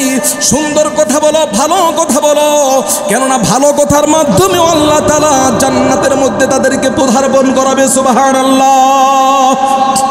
এই জন্য প্রিয় ভাইয়ের আমার নবী সাল্লাল্লাহু আলাইহি ওয়াসাল্লাম ওই ইহুদির হাতের থাপ্পড় খেয়ে আমার নবী বিশ্ব নবী কিন্তু প্রতিবাদ করে নাই, তার জবান দ্বারা কিন্তু কটু কথা বের হয় নাই। অনেক মানুষ এমন আছে মারতে না পারলেও গালি দেয়, ঠিক কিনা? কিন্তু আমার নবীর জবান থেকে কি গালি বের হয়েছিল কিনা? বের হয় নাই। আমার নবী তো এই কথাটা না বললেও পারতো যে 9 বালতি দিয়েছি, 1 বালতি ছিঁড়ে কূপের মধ্যে পড়ে গিয়েছে, ওই কথাটা না বললে তো পারতো, ঠিক কিনা? সুন্দর 20টা খেজুর 10 বালতির বদলে নিয়ে যাইতে পারতো, ঠিক কিনা? কিন্তু আমার নবীর শিক্ষা, বিশ্ব নবী সাল্লাল্লাহু আলাইহি ওয়াসাল্লাম জগতের মানুষের মাঝে মেসেজ দিয়ে দিয়েছেন, as-sidqu yunji wal kizbu yuhlik, সত্য মানুষকে মুক্তি দান করে। যদিও সাময়িক সময়ের জন্য একটু বিপদগ্রস্ত হতে হয়, কিন্তু মিথ্যা মানুষকে ধ্বংস করে দেয়, ঠিক কিনা প্রিয় ভাইয়ের আমার? এই জন্য মিথ্যা বলা যাবে, এটা আমার নবীর শিক্ষা। মিথ্যা বলা আমার নবীর শিক্ষা না। আমার প্রিয় ভাইয়েরা, মিথ্যা বলা আমার নবীর শিক্ষা না। কেননা আমার নবীর শিক্ষা হলো সত্য বলো। সাময়িক অসুবিধার মধ্যে পড়লেও কিছুক্ষণ পর তুমি বুক ফুলায়া হাঁটতে পারবা, ঠিক কিনা? যদি তুমি মিথ্যা লুকায়া লুকায়া রাখো, এই মিথ্যাটা কুরে কুরে তোমাকে খেতে থাকবে, ঠিক কিনা প্রিয় ভাইয়েরা আমার নবী সাল্লাল্লাহু আলাইহি ওয়াসাল্লাম বিশ্ব নবী শিখিয়েছেন কিভাবে দুনিয়ার জমিনের মধ্যে চলাফেরা করতে হবে, ঠিক কিনা? ব্যক্তি জীবন কিভাবে চলতে হবে, পারিবারিক জীবন কিভাবে চলতে হবে, সামাজিক জীবন কিভাবে চলতে হবে, রাষ্ট্রীয় জীবন কিভাবে চলতে হবে, এমনকি আন্তর্জাতিক জীবন পর্যন্ত নবীজি সাল্লাল্লাহু আলাইহি ওয়াসাল্লাম শিখিয়েছেন কিভাবে চলতে হবে, ঠিক কিনা? আরো জোরে বলেন, ঠিক কিনা? আমার নবীও কিন্তু দেশ শাসন করেছেন, ঠিক কিনা? আমার নবীও কিন্তু দেশ শাসন করেছেন, আমার নবীও কিন্তু ইনসাফ কায়েম করেছেন প্রিয় ভাইয়ের আমার। এই জন্য নবী সাল্লাল্লাহু আলাইহি ওয়াসাল্লামের প্রত্যেকটা আদর্শ যদি আমরা বাস্তবায়ন করতে পারি, আমরা ধারণ করতে পারি, তাহলে বোঝা যায় দুনিয়ার জমিনের মধ্যে উত্তম উম্মত হয়ে, নবীর সৈনিক হয়ে আমরা কবরে যেতে পারবো, ঠিক কিনা? নবী সাল্লাল্লাহু আলাইহি ওয়াসাল্লামের গালের মধ্যে চর বসায়া দিলেন। কোন গালের মধ্যে চর বসায়া দিলেন? যেই চেহারাটা দেখে হাজার হাজার ইহুদি খ্রিস্টান মুসলমানও হয়ে যেত। মক্কার জমিনের মধ্যে যখন মানুষ আসত উৎসবের সময়, তখন আবু জাহেল, উতবা, সাইবারা বিভিন্ন গেইটের মধ্যে দাঁড়ায়া বলতে থাকতো, ওইখানে যাইও না, ওইখানে যাইও না, একটা পাগল বসা আছে, একটা পাগল বসা আছে। মানুষ আশ্চর্যান্বিত হয়ে যাইত, একটা পাগল বসা আছে, এত বড় বড় নেতাদের বলার দরকার কি? এত বড় বড় নেতাদের বলার দরকার কি? ইউনিয়নের ভিতরে একটা পাগল, এটা তো চেয়ারম্যান সাহেবের বলার কোনো দরকার নাই। কেননা এভাবেই তো চেয়ারম্যান সাহেবের হাজার হাজার কর্মী আছে, ঠিক কিনা? ঠিক কিনা প্রিয় ভাইয়ের আমার? একটা মানুষ পাগল বসে আছেন, নেতাদের বলার দরকার কি? অবশ্যই কোনো রহস্য আছে, অবশ্যই কোনো রহস্য আছে। আমার প্রিয় ভাইয়েরাম, যখন আবু জাহেল, উতবা, সাইবা এই কথাগুলা বলতো, সারকুলার দেওয়া শুরু করতো, মানুষের মনের মধ্যে কৌতূহল জাগা শুরু করে দেয়, এটা আবার কেমন পাগল? এত বড় বড় নেতারা যেই পাগলের পিছনে লেগে গেছে, এই পাগলের চেহারাটা একটা বার হলেও দেখার দরকার আছে। চিৎকার মেরে বলেন আল্লাহু আকবার। একটু জিকির করি, লা ইলাহা ইল্লাল্লাহ।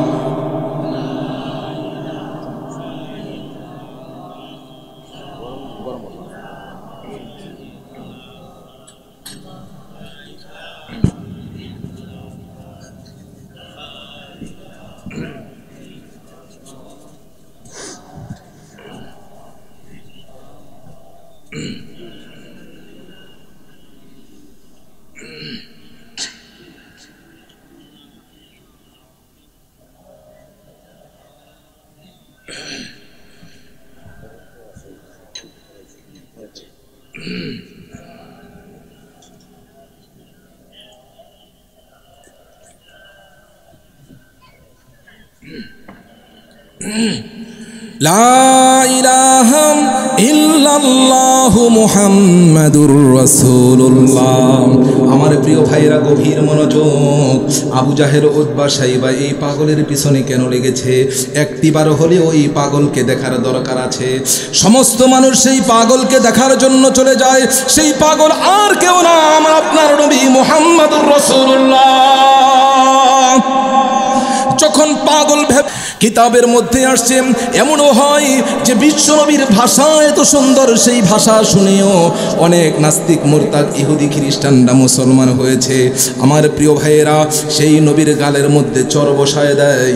নবী সাল্লাল্লাহু আলাইহি ওয়াসাল্লাম কিছু বলে না।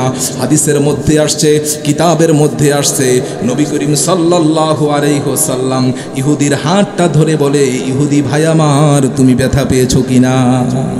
ইহুদি ভাই আমার, তুমি ব্যথা পেয়েছো কিনা? আল্লাহু আকবার বলেন না।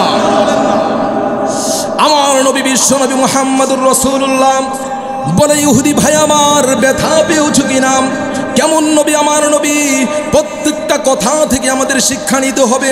নবী সাল্লাল্লাহু আলাইহি ওয়াসাল্লামকে যখন ইহুদি সুন্দরভাবে এরকম আচরণ না করে অসৎ আচরণ করার পর, নবীজি সাল্লাল্লাহু আলাইহি ওয়াসাল্লামের যেই পাওনাটা ছিল, ওই পাওনাটা দেওয়ার পর 18টা খেজুর নিয়ে নবী সাল্লাল্লাহু আলাইহি ওয়াসাল্লাম বাসায় চলে আসে। কিছুক্ষণ পর বাসায় আসার পরেও ওই আল্লাহ তাআলা ঈমান জাগানিয়ার মালিক, ঠিক কিনা? আল্লাহ তাআলা যদি চায় কোনো মুরতাদ, কোনো নাস্তিক, কোনো অমুসলিম, কোনো ইহুদি খ্রিস্টানের অন্তরের মধ্যে ঈমান নামক দৌলত দান করবে, তাহলে মুহূর্তের মধ্যেই দান করতে পারে, ঠিক কিনা? বিশ্বনবী সাল্লাল্লাহু আলাইহি ওয়াসাল্লাম ঘরের মধ্যে যাবার পর ঠিক কিছুক্ষণ পরেই ঘরের দরজা নাড়া দেয়। ঘরের দরজা নাড়া দেয়, বলে, আব্দুল্লাহর বেটা মুহাম্মদ আছো কিনা? যখন গেট খুললেন, গেট খুলে দেখে সেই ইহুদি, সেই বাগানের মালিক, ইহুদি বাগানের মালিক নবীজি সাল্লাল্লাহু আলাইহি ওয়াসাল্লামকে বলে, ওগো নবী মুহাম্মদ শুনেন, ওগো আব্দুল্লাহর বেটা মুহাম্মদ শুনেন, আমি তাওরাত পড়েছি, আমি জাবুর পড়েছি, আমি ইনজিল পড়েছি। সমস্ত কিতাবগুলোর মধ্যে যেই সমস্ত গুণ বিদ্যমান রয়েছে, আমি জাস্টিফাই করে দেখতে পেয়েছি সমস্ত গুণ আল্লাহ আপনার মাঝে দিয়েছে। সুবহানাল্লাহ। সমস্ত গুণ আল্লাহ আপনার মাঝে দিয়েছে। আমি আপনার সাথে যে আচরণ করেছি, আমি আপনার সাথে যে অসৎ ব্যবহার করেছি, আমার এই অসৎ ব্যবহার করা আমার ঠিক হয় নাই। ওগো নবীজি, আমাকে আপনি মাফ করে দেন এবং আপনার ধর্মের কালিমা পড়িয়ে আমাকে আপনি মুসলমান বানিয়ে নেন। আরো জোরে বলি না সুবহানাল্লাহ।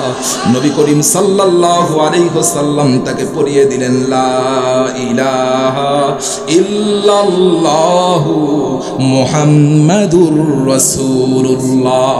আল্লাহু আকবার বলি। আমার প্রিয় ভাইয়েরা গভীর মনোযোগ। আল্লাহর নবী বিশ্ব নবী যখন বললেন, ওগো ভাই ইহুদি,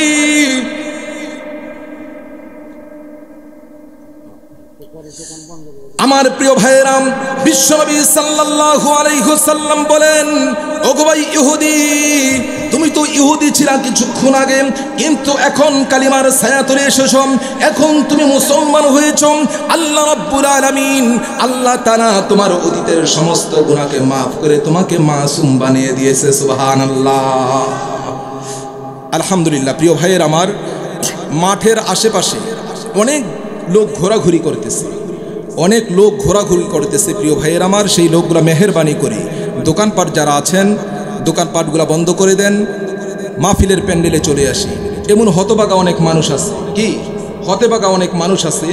কোরআনের মধ্যে আসছে, ওমাই আশু আং যিকরির রহমান নুকাইয়িদ লাহু শাইতানান ফাহুয়া লাহু করিন। যেই সমস্ত ব্যক্তিরা রহমানের জিকির, রহমানের স্মরণ থেকে মুখকে ফিরিয়ে নেয়, আল্লাহ তাআলা তাদের জন্য একজন শয়তান নিয়োজিত করে দেয়। নাউজুবিল্লাহ বলেন। আর সেই শয়তানই হয় তাদের সাথী। কি? শয়তানই হয় তাদের সাথী। তো প্রত্যেকটা মাহফিলে এমন কিছু মানুষ আছে দুষ্ট প্রকৃতির, যে যারা মাহফিল যখন শুরু হয় তখন তারা বলে যে এখন বিশেষ বক্তা বসেছে, এখন যাওয়া যাবে না। কেননা বিশেষ বক্তা অনেকক্ষণ ওয়াজ করবে, তারপর প্রধান বক্তা উঠবে, প্রধান বক্তার সময় যাব। তাদের শয়তান ধোঁকা দিতে থাকে, শয়তান তাদের উপর বিজয়। যখন বিশেষ বক্তার বয়ান শেষ, তখন বলে না, এখন যাওয়া যাবে না, এখন প্রধান বক্তা উঠবে। প্রধান বক্তা তো প্রায় 1.5 ঘন্টা 1 ঘন্টা ওয়াজ করবে, এতক্ষণ গিয়ে কি করব, একটু পরে যাই। একটু পরে যখন সময় হলো আসার, তখন শয়তান ধোঁকা দিতে থাকে, কেননা শয়তান তো তাদের বন্ধু। ওমা ইয়াশু আন যিকরির রহমান নুকাইয়িদ লাহু শাইতানান ফাহুয়া লাহু করিন। শয়তান তো তাদের বন্ধু, আল্লাহ তাআলা তো শয়তান নিয়োজিত করেছেন, আর ওই শয়তানই তাদের বন্ধু যারা আল্লাহ তাআলার জিকির থেকে মুখকে ফিরিয়ে নেয়। এখন যাওয়া যাবে না, আর আধা ঘন্টা হোক, মুনাজাতের সময় যাব। এখন মুনাজাত যখন নিয়ে ফেলবে, তখন বলে এত বড় মাহফিলের আয়োজন, চম্পকদি গ্রামবাসী ও কবরবাসীদের রুহের মাগফিরাত কামনায় এই বিশাল মাহফিলের মুনাজাত তো আর 2 মিনিট হবে না, মুনাজাত তো 15-20 মিনিট অবশ্যই হবে। তো সেই ক্ষেত্রে ময় মুরব্বী, যুবক ভাইয়েরা, এলাকাবাসীরা অনেক কষ্ট করে মাহফিল দিয়েছে। চেয়ারম্যান সাহেব দীর্ঘ সময় বয়ান শুনতেছে, সকলে মারহাবা বলেন, মারহাবা বলেন। সত্য যেটা সেটা বলতেই হইব, সত্য বলতে এটা গীবত না। অনেক চেয়ারম্যান আছে আই 2 মিনিট হাজিরা দিয়ে যায়, আছে কিনা, আছে কিনা? আল্লাহ তাআলা আমার প্রিয় ভাইয়ের উপর খাস রহমত ও বরকত নাজিল করুন, সকলে বলি আমিন। তারপর যেটা বলতেছিলাম, শ্রোতারা বলবে এখন যাওয়া যাবে না, 10-15 মিনিট মুনাজাত হবে, মুনাজাত একটু শেষ পর্যায়ে তখনই যাবনি, তোবারকটা নিতে যাবনি। কেননা কি, গরুর বিরানি। কি কিসের বিরানি? গরুর বিরানি। তোবারকটা না নিলে আবার আল্লাহ বেজার হইব। কি তোবারকটা না নিলে কি হইব? আল্লাহ বেজার হইব। তখন তিনি তো অলস মানুষ, শয়তান তো তার সাথেই আছে। বলে যে এই মানুষ হয়েছে এই চম্পকদি ঈদগাহ মাঠ না, ঈদগাহ মাঠে যত মানুষ হয়েছে, এত মানুষের ভিড়ে ধাক্কা ধাক্কি কইরা তোবারক নেওয়া দরকার নাই, যখন ভিড় কমবে তখন যাব। যখন ভিড় কমে আইসা দেখে মোটামুটি আলহামদুলিল্লাহ চম্পকদি গ্রামবাসী ও কবরবাসী রুহের মাগফিরাত কামনায় 15তম বার্ষিক ওয়াজ দোয়ার মাহফিলের সুন্দরভাবে সফলতার সাথে দিনী হাদিসের কথা হয়ে, কোরআন হাদিসের কথা হয়ে, মুনাজাত হয়ে তোবারকের কাজটাও সম্পূর্ণ হয়ে গেছে। আইসা দেখে তোবারক দেওয়াও শেষ। এখনে কয় দিছিল চম্পকদি গ্রামবাসী মাহফিল দিছিল, সুবিধা হয় নাই। কে সুবিধা হয় নাই? কি লিখে রে কয় তোবারক টান করেছে গা, না হইল 200 মানুষ তোবারক পায় নাই, 150 তো হইবই, হয় কি হয় না? কথা বাস্তব কিনা? এরকম কিছু মানুষ বদলাম রটানোর মতো আছে কিনা প্রিয় ভাইয়ের আমার? অপবাদ দেওয়ার মতো কিছু মানুষ আছে কিনা প্রিয় ভাইয়ের আমার? বেজার হইল না এবার কেউ, হক কথা কইলে অনেক মানুষ বেজার হয়। কয় কোন কথা বলবো, সত্য বললেও বেজার, মিথ্যা বললেও বেজার। একটা শিক্ষামূলক একটা ঘটনা বইরা ফেলাবো ইনশাল্লাহ, শিক্ষামূলক ঘটনাটা বইরা ফেলাবো ইনশাল্লাহ, রাগ করবেন না তো? আগের দিনে বিবাহ করলে শালের দরকার হইতো। কিসের দরকার হইতো? শাল। চেয়ারম্যান সাহেব কিন্তু অনেক সময় শাল পরে, আমি কিন্তু খেয়াল করছি আজকে শাল আনে নাই, গরম কম যে। তো সেই ক্ষেত্রে শালের দরকার হইতো। শাল হলো একটা স্টাইলিশ। তো এখন তো আর শাল ঠালের দরকার নাই, কেননা এখন শেরওয়ানি আছে, সব কিছু পাগড়ি ঠাগড়ি আছে। এই যে কিছুদিন পূর্বে, কিছু মাস পূর্বে আমাদের এই যে মুন্সিগঞ্জের টঙ্গিবাড়ি ধলাগাঁও একটা বিবাহের মধ্যে 70 জন বর শেরওয়ানি পরে গেছে, পাগড়ি ঠাগড়ি পরে গেছে। সোশ্যাল মিডিয়ার ভাইরাল হয়েছিল, জানেন কিনা? যে কেউ বরকে চিনতে পারে না, যারা অল্প কিছু মানুষ চিনে তারা ব্যতীত কেউ চিনতে পারে না। তো সেই ক্ষেত্রে এখন মনে করেন, সেই ক্ষেত্রে দেখা যায় এখন তো শেরওয়ানি ঠেরওয়ানি পরে যায়। এখন আগের কালে দরকার ছিল একটা শাল, শালও নাই, বিয়াও করতে পারে না। এখনও ইসলামিক আরবিক এরকম দেশ রয়েছে যেই দেশের মধ্যে মোহরানা জোগাড় করার আগ পর্যন্ত তারা বিবাহের উপযুক্ত না। ঠিক কিনা? কেননা এই বাংলাদেশে মোহরানার দরকার আছে? মোহরানার দরকার নাই। চিপায় চাপায় হালায়া বুড়ে বাসর করে কেমনে যে মাপ লইয়া হালায় ওইও জানে না, ওর বিবেকও জানে না। ঠিক কিনা প্রিয় ভাইয়ের আমার? এই যে মোহরানার যে হকটা, এই হকটা যদি আপনি আদায় না করেন, কাল কিয়ামতের ময়দানে আল্লাহর দরবারে ধরা খেতে হবে। ঠিক কিনা বলুন? যতই পায়ে ধরে মাপ চান, এটা দিতেই হবে। পায়ে ধরে মাপ চাইয়া সময় বাড়ায়েন, কিন্তু একবারে মাপ করায়েন না, এটা তো তার হক। আমার প্রিয় ভাইরা, যাই হোক, যেটা বলতেছিলাম পালন করবেন তো ইনশাল্লাহ? যেটা বলতেছিলাম সেটা হলো শালের দরকার। এখন ভাতিজা শাল বিচ্ছায়া পায় না। চেয়ারম্যান সাহেবের মতো বড় লোক একজন কাকা ছিল, যাই হোক, কাকার সবসময় শাল থাকতো।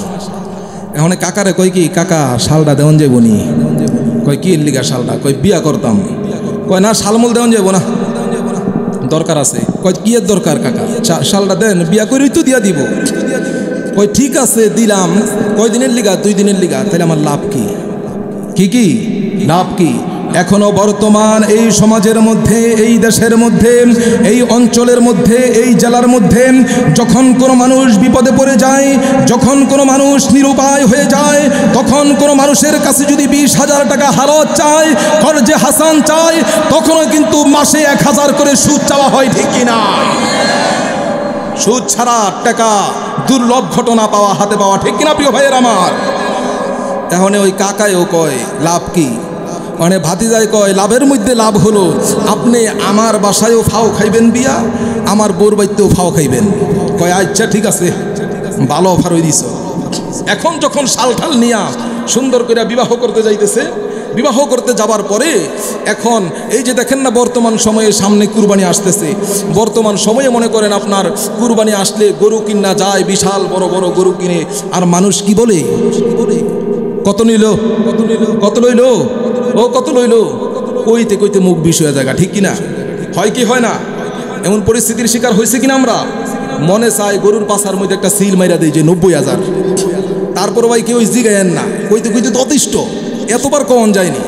তারপরেও সেই সময় এখন কিছুক্ষণ আগাইলেই এখনও তো আমরা বলি যে দুলাকে, এখনও তো অনেক মা বোনেরা বলে যে বউটা কোথায়, দেখতে যায় না, তো কিছুক্ষণ পরে বলে যে দুলাকে, ওখানে দুলা যে ওই যে শালওয়ালা ভাতিজা, এখন যখন দুলাকে বলছে তখন চাচার জবান খুইলা গেছে, কি ওই যে বাঘের মতো, হরিণের মতো, ওই যে বাঘ হরিণের মতো জবান খুইলা গেছে কার? চাচার। চাচায় কয় শাল আমার, দুলা উই। ভাতিজা চেত্তা গেছে গা, কয় চাচা এই কথা বলার দরকার আছিল কি? কয় কথা তো সত্যই। কয় আপনি জানেন না সত্যকের ইজ্জত থাকে না? কি সত্য বললে ইজ্জত থাকে না, আপনি জানেন না?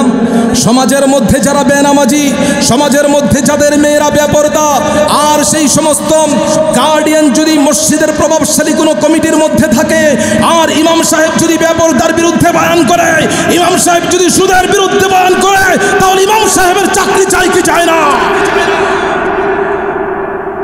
কয় সত্য কথা সব জায়গায় কন যায় না, বোঝেন না? সত্য কথা কই ইজ্জত থাকে না? এমন ইজ্জত অনেকের যায় কি যায় না? এমন ইজ্জত যেমন দরকার আছে কিনা প্রিয় ভাইয়ের আমার? যেখানে আল্লাহ বেজার সেখানে তুমি তোমার ইজ্জত দিয়ে কি করবে? আল্লাহু আকবার বলা। ভাতিজা যখন সামনে যায়, কিছুক্ষণ পর গ্রামের মানুষ আবার জিজ্ঞাসা করে যে দুলাকে, উই যে ওই চাচার জবান আবার খুলে গেছে। কয় দুলা উই, শালটা আমার না। কি শালটা?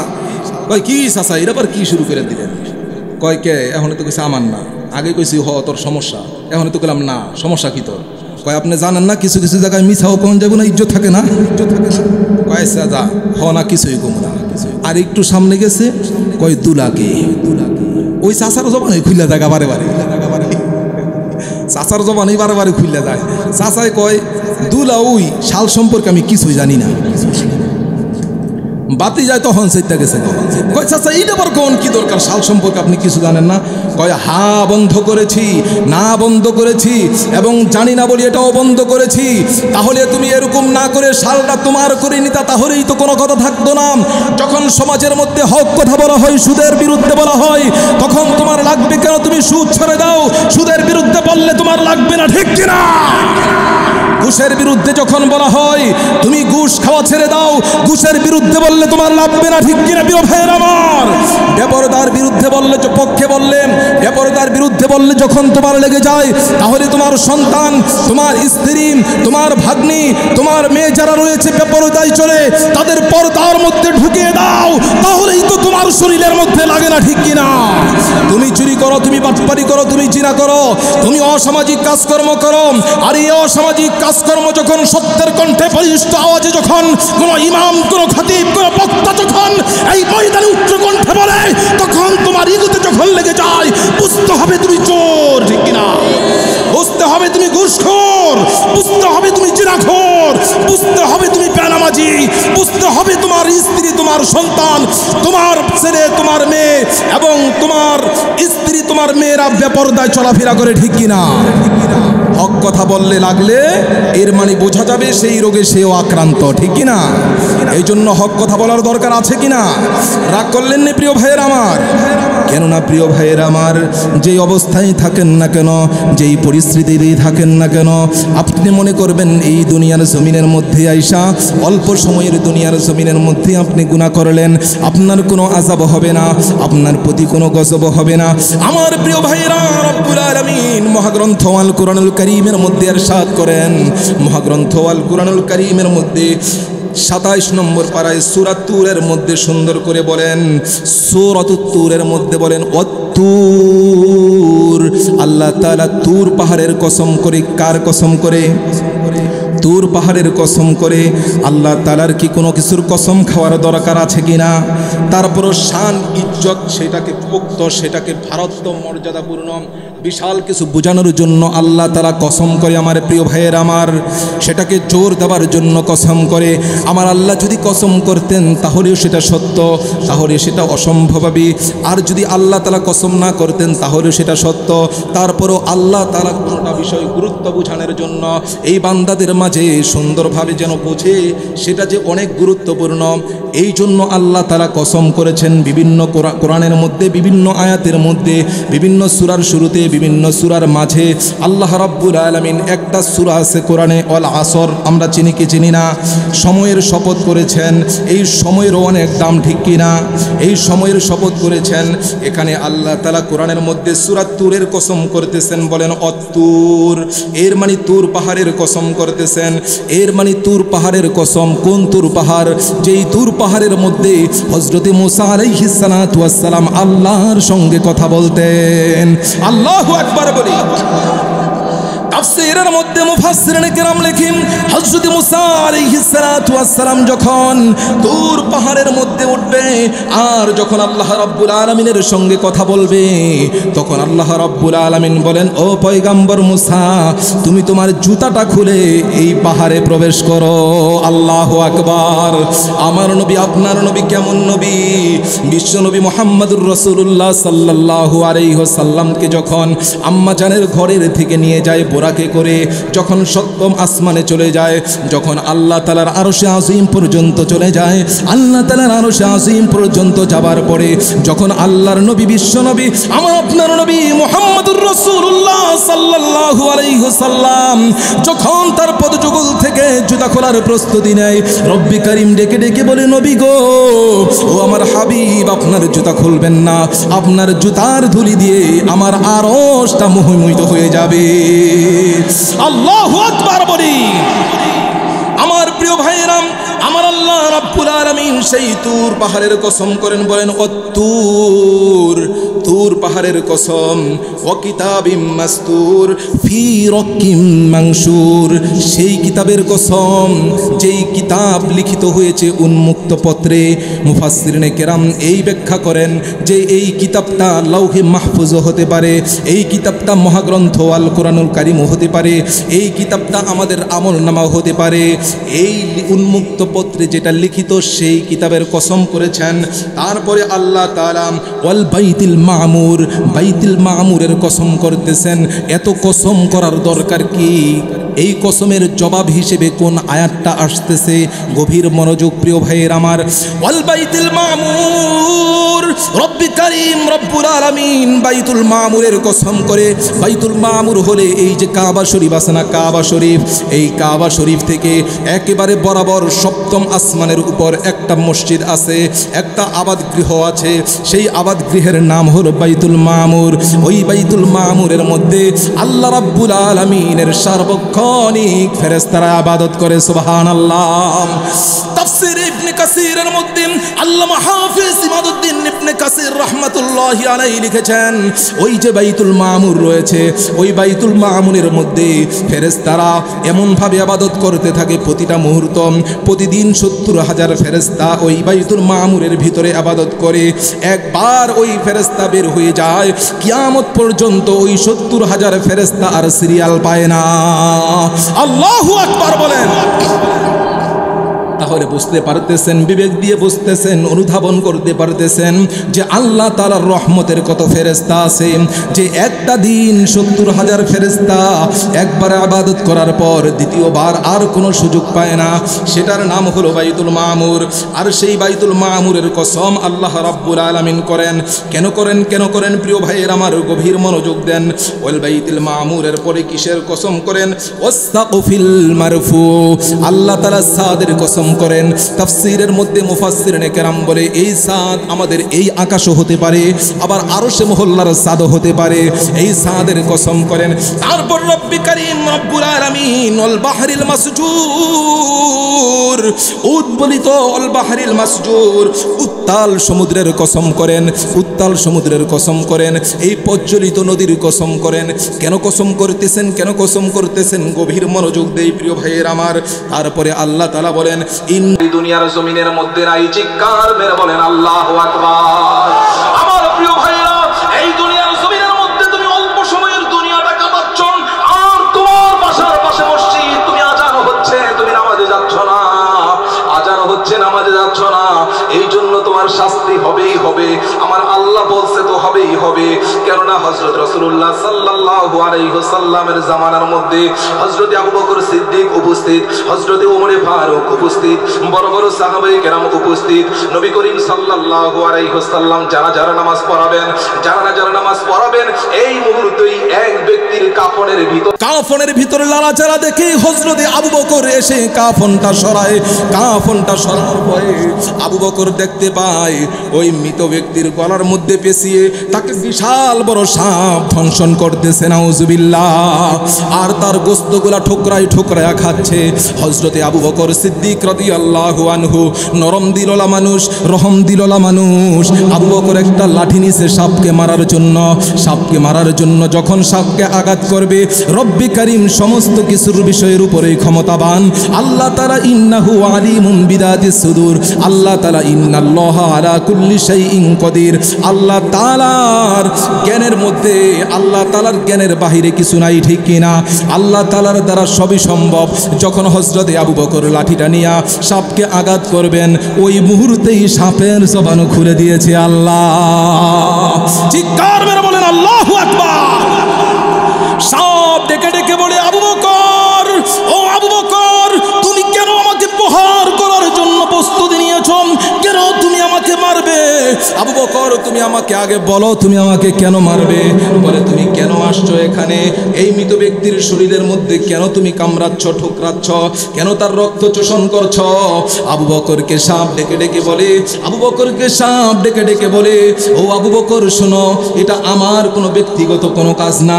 এই কাজের নির্দেশনা স্বয়ং রব্বুল আলামিন আরশের মালিক আল্লাহ দিয়েছে। আল্লাহু আকবার। সেই সাপের জবান দিয়ে আল্লাহ এবং আল্লাহর রাসূলের সাক্ষ্য প্রদান বের হয়ে যায়। সাপের জবান দিয়ে শুদ্ধ ভাষাভাষী বের হয়ে যায়, আশহাদু আল্লাহ ইলাহা ইল্লাল্লাহু ওয়া আশহাদু আন্না মুহাম্মাদান আবদুহু ওয়া রাসূলু। চিৎকার মেরে বলি আল্লাহু আকবার। আমার প্রিয় ভাইরাম, সাপকে বলা হলো আল্লাহ তাআলা তোমাকে কেন এই আযাব দেওয়ার জন্য এই ব্যক্তিকে আদিষ্টিত করেছেন, কেন তোমাকে আদেশ করেছেন?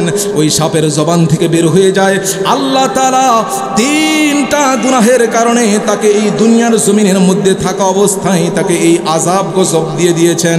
1 নাম্বার গুনাহ হলো ও নামাজ ত্যাগ করে দিত। ওর কাজ থাক বা না থাক, কারণে অকারণে সেই নামাজ ত্যাগকারী।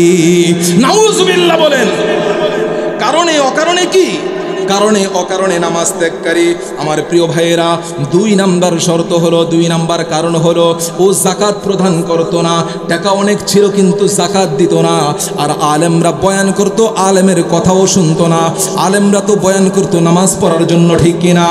আলেমরা তো বয়ান করতো যাকাত দেওয়ার জন্য, ঠিক কিনা? আলেমরা তো বয়ান করতো বেপরদায় থাকা যাবে না, ঠিক কিনা? আলেমরা তো বয়ান করতো ঘুষ খাওয়া যাবে না, ঠিক কিনা? আলেমরা তো বয়ান করতো সুদ খাওয়া যাবে না, ঠিক কিনা? আলেমদের কথা মানত না। এই যে সাপ নবীজির সামনে এই ব্যক্তিকে কামড়াচ্ছে, একটা দুইটা তিনটা কারণ। একটা হলো নামাজ ত্যাগ করা, আর 2 নাম্বার হলো যাকাত না দেওয়া, আর 3 নাম্বার হলো তিনি আলেমদের কথা ভালোভাবে গ্রহণ করে নাই। চিৎকার মেরে বলি আল্লাহু আকবার। এই জন্য প্রিয় ভাইয়েরা গভীর মনোযোগ, আল্লাহর নবী বিশ্ব নবী সাল্লাল্লাহু আলাইহি ওয়াসাল্লাম আমাদের কি শিক্ষা না দিয়েছেন, কি শিক্ষা না দিয়েছেন। নবীর থেকে আমাদের পারিবারিক জীবন, আমাদের ব্যক্তিগত জীবন, আমাদের পারিবারিক জীবন, আমাদের সামাজিক জীবন, আমাদের রাষ্ট্রীয় জীবন, আমাদের আন্তর্জাতিক জীবন পর্যন্ত চলার পথে যত কার্যক্রম রয়েছে সমস্ত কার্যক্রম কিন্তু আমার নবী আমাদের শিক্ষা দিয়েছেন, ঠিক কিনা? কথা সত্য কিনা প্রিয় ভাইয়ের আমার? আন্তর্জাতিক জীবনে কিভাবে চলতে হবে, রাষ্ট্রীয় জীবনে কিভাবে মানুষের সঙ্গে সৎ ব্যবহার করতে হবে, সৎ আচরণ করতে হবে, এটাও আমার নবীজি শিক্ষা দিয়েছেন। এমনকি প্রিয় ভাইয়ের আমার জানেন কি আমার নবীজি আপনি যে পোশাক পায়খানা করবেন এটাও শিক্ষা দিয়েছে। সুবহানাল্লাহ। হায় হায়, পায়খানা করার নিয়ম আমার নবী শিখাইছে। আর হুজুর কি বলেন, পায়খানা এটা খারাপ শোনা যায় না? আরে প্রিয় ভাইয়ের আমার, বর্তমানে বাথরুম বলে, টয়লেট বলে, এই পায়খানা আমরা খারাপ মনে করি, দেখেছেন খারাপ শোনা যায়, কিন্তু আসলে তো এই পায়খানাটাই ভালো শব্দ, ভালো ব্যবহার। পায়ে অর্থ হলো কি? ফার্সি শব্দ। পায়ে অর্থ হলো পিছনে, কি পিছনে, আর খানা অর্থ হলো রুম, এর মানে পিছনের রুম। কি রুম? পিছনের রুম। বাথরুম থেকে পিছনের রুম ভালো শোনা যায় না? টয়লেটের থেকে পিছনের রুম ভালো শোনা যায় না? তো আমরা বুঝি না, এই জন্য বলি পায়খানা খারাপ, ঠিক কিনা? আরে প্রিয় ভাইয়ের আমার, বলার বিষয় যেটা, আন্তর্জাতিক জীবন, রাষ্ট্রীয় জীবন, সামাজিক জীবন, পারিবারিক জীবন, ব্যক্তিগত জীবন, এমনকি আল্লাহর রাসূল প্রসাব পায়খানা কিভাবে করতে হবে সেটাও শিক্ষা দিয়েছেন। শুনতে রাজি আছেন ইনশাল্লাহ? শুনতে রাজি আছেন ইনশাল্লাহ? যে আমার নবীজি আদনা থেকে আদনা বিষয় সাহাবায়ে কেরামদেরকে তালিম দিয়ে শিক্ষা দিয়েছেন। আবার সেই সমস্ত হাদিস বুখারী, মুসলিম, আবু দাউদ, ইবনে মাজা, আপনার তিরমিজি, মুসান্নাদে ইবনে আবি শাইবা, মুস্তাদরাকে হাকিম, মুসনাদে আহমদ, এই সমস্ত বড় বড় গ্রন্থেও সেই সমস্ত হাদিসগুলো লিপিবদ্ধ করে রেখেছেন। চিৎকার মেরে বলি আল্লাহু আকবার। হাদিসগুলো শুনতে রাজি আছেন তো ইনশাল্লাহ? সুনানে আবু দাউদ থেকে পড়ছি, তাহলে একটু মনোযোগ দিয়ে শোনেন। নবীজি সাল্লাল্লাহু আলাইহি ওয়াসাল্লাম আমাদের রাষ্ট্রীয় জীবন, আমাদের আন্তর্জাতিক জীবন, আমাদের সামাজিক জীবন, আমাদের পারিবারিক জীবন, আমাদের সব কিছু তো শিখাইলই সেই নবীজি সাল্লাল্লাহু আলাইহি ওয়াসাল্লাম। এখন আমাদের পায়খানা কি করতে হবে, কিভাবে করতে হবে সেটাও শিক্ষা দিয়ে দিয়েছেন। চিৎকার মেরে বলি আল্লাহু আকবার। আরো জোরে বলি আল্লাহু আকবার। দেখেন নবীজি কি বলেন, وبه قال حدثنا عبد الله بن مسلمة بن القعنبي قال حدثنا عبد العزيز يعني ابن محمد عن محمد يعني ابن عمرو عن أبي سلمة عن المغيرة بن شعبة أن النبي صلى الله عليه وسلم كان إذا ذهب المذهب أبعدا. وبه قال حدثنا مسدد بن مسرهد قال حدثنا عيسى بن يونس قال أخبرنا إسماعيل بن عبد الملك عن أبي الزبير عن زابر بن عبد الله أن النبي صلى الله عليه وسلم كان إذا أراد البراز انطلق حتى يلا راه أحد. وبه قال حدثنا موسى بن إسماعيل قال حدثنا حماد قال أخبرنا أبو التياح قال حدثني شيخ قال لما قدم عبد الله بن عباس البصرة فكان يحدث عن أبي موسى فكتب عبد الله إلى أبي موسى يسأله عن أشياء فكتب إليه أبو موسى إني كنت مع رسول الله صلى الله عليه وسلم ذات يوم فأراد أن يبول فأدد مثلا في يصل جدار فبال ثم قال صلى الله عليه وسلم إذا أراد أحدكم أن يبول فليرتض لبوله موضعا. وبه قال حدثنا مسدد بن مسرهد قال حدثنا حماد بن زيد وعبد الوارث قال عبد الوارث عن عبد العزيز بن شهيب عن أنس بن مالك قال كان رسول الله صلى الله عليه وسلم إذا دخل الخلاء قال عن حماد قال اللهم إني أعوذ. وقال عن عبد الوارث قال أعوذ بالله من الخبث والخبائث. الله أكبر.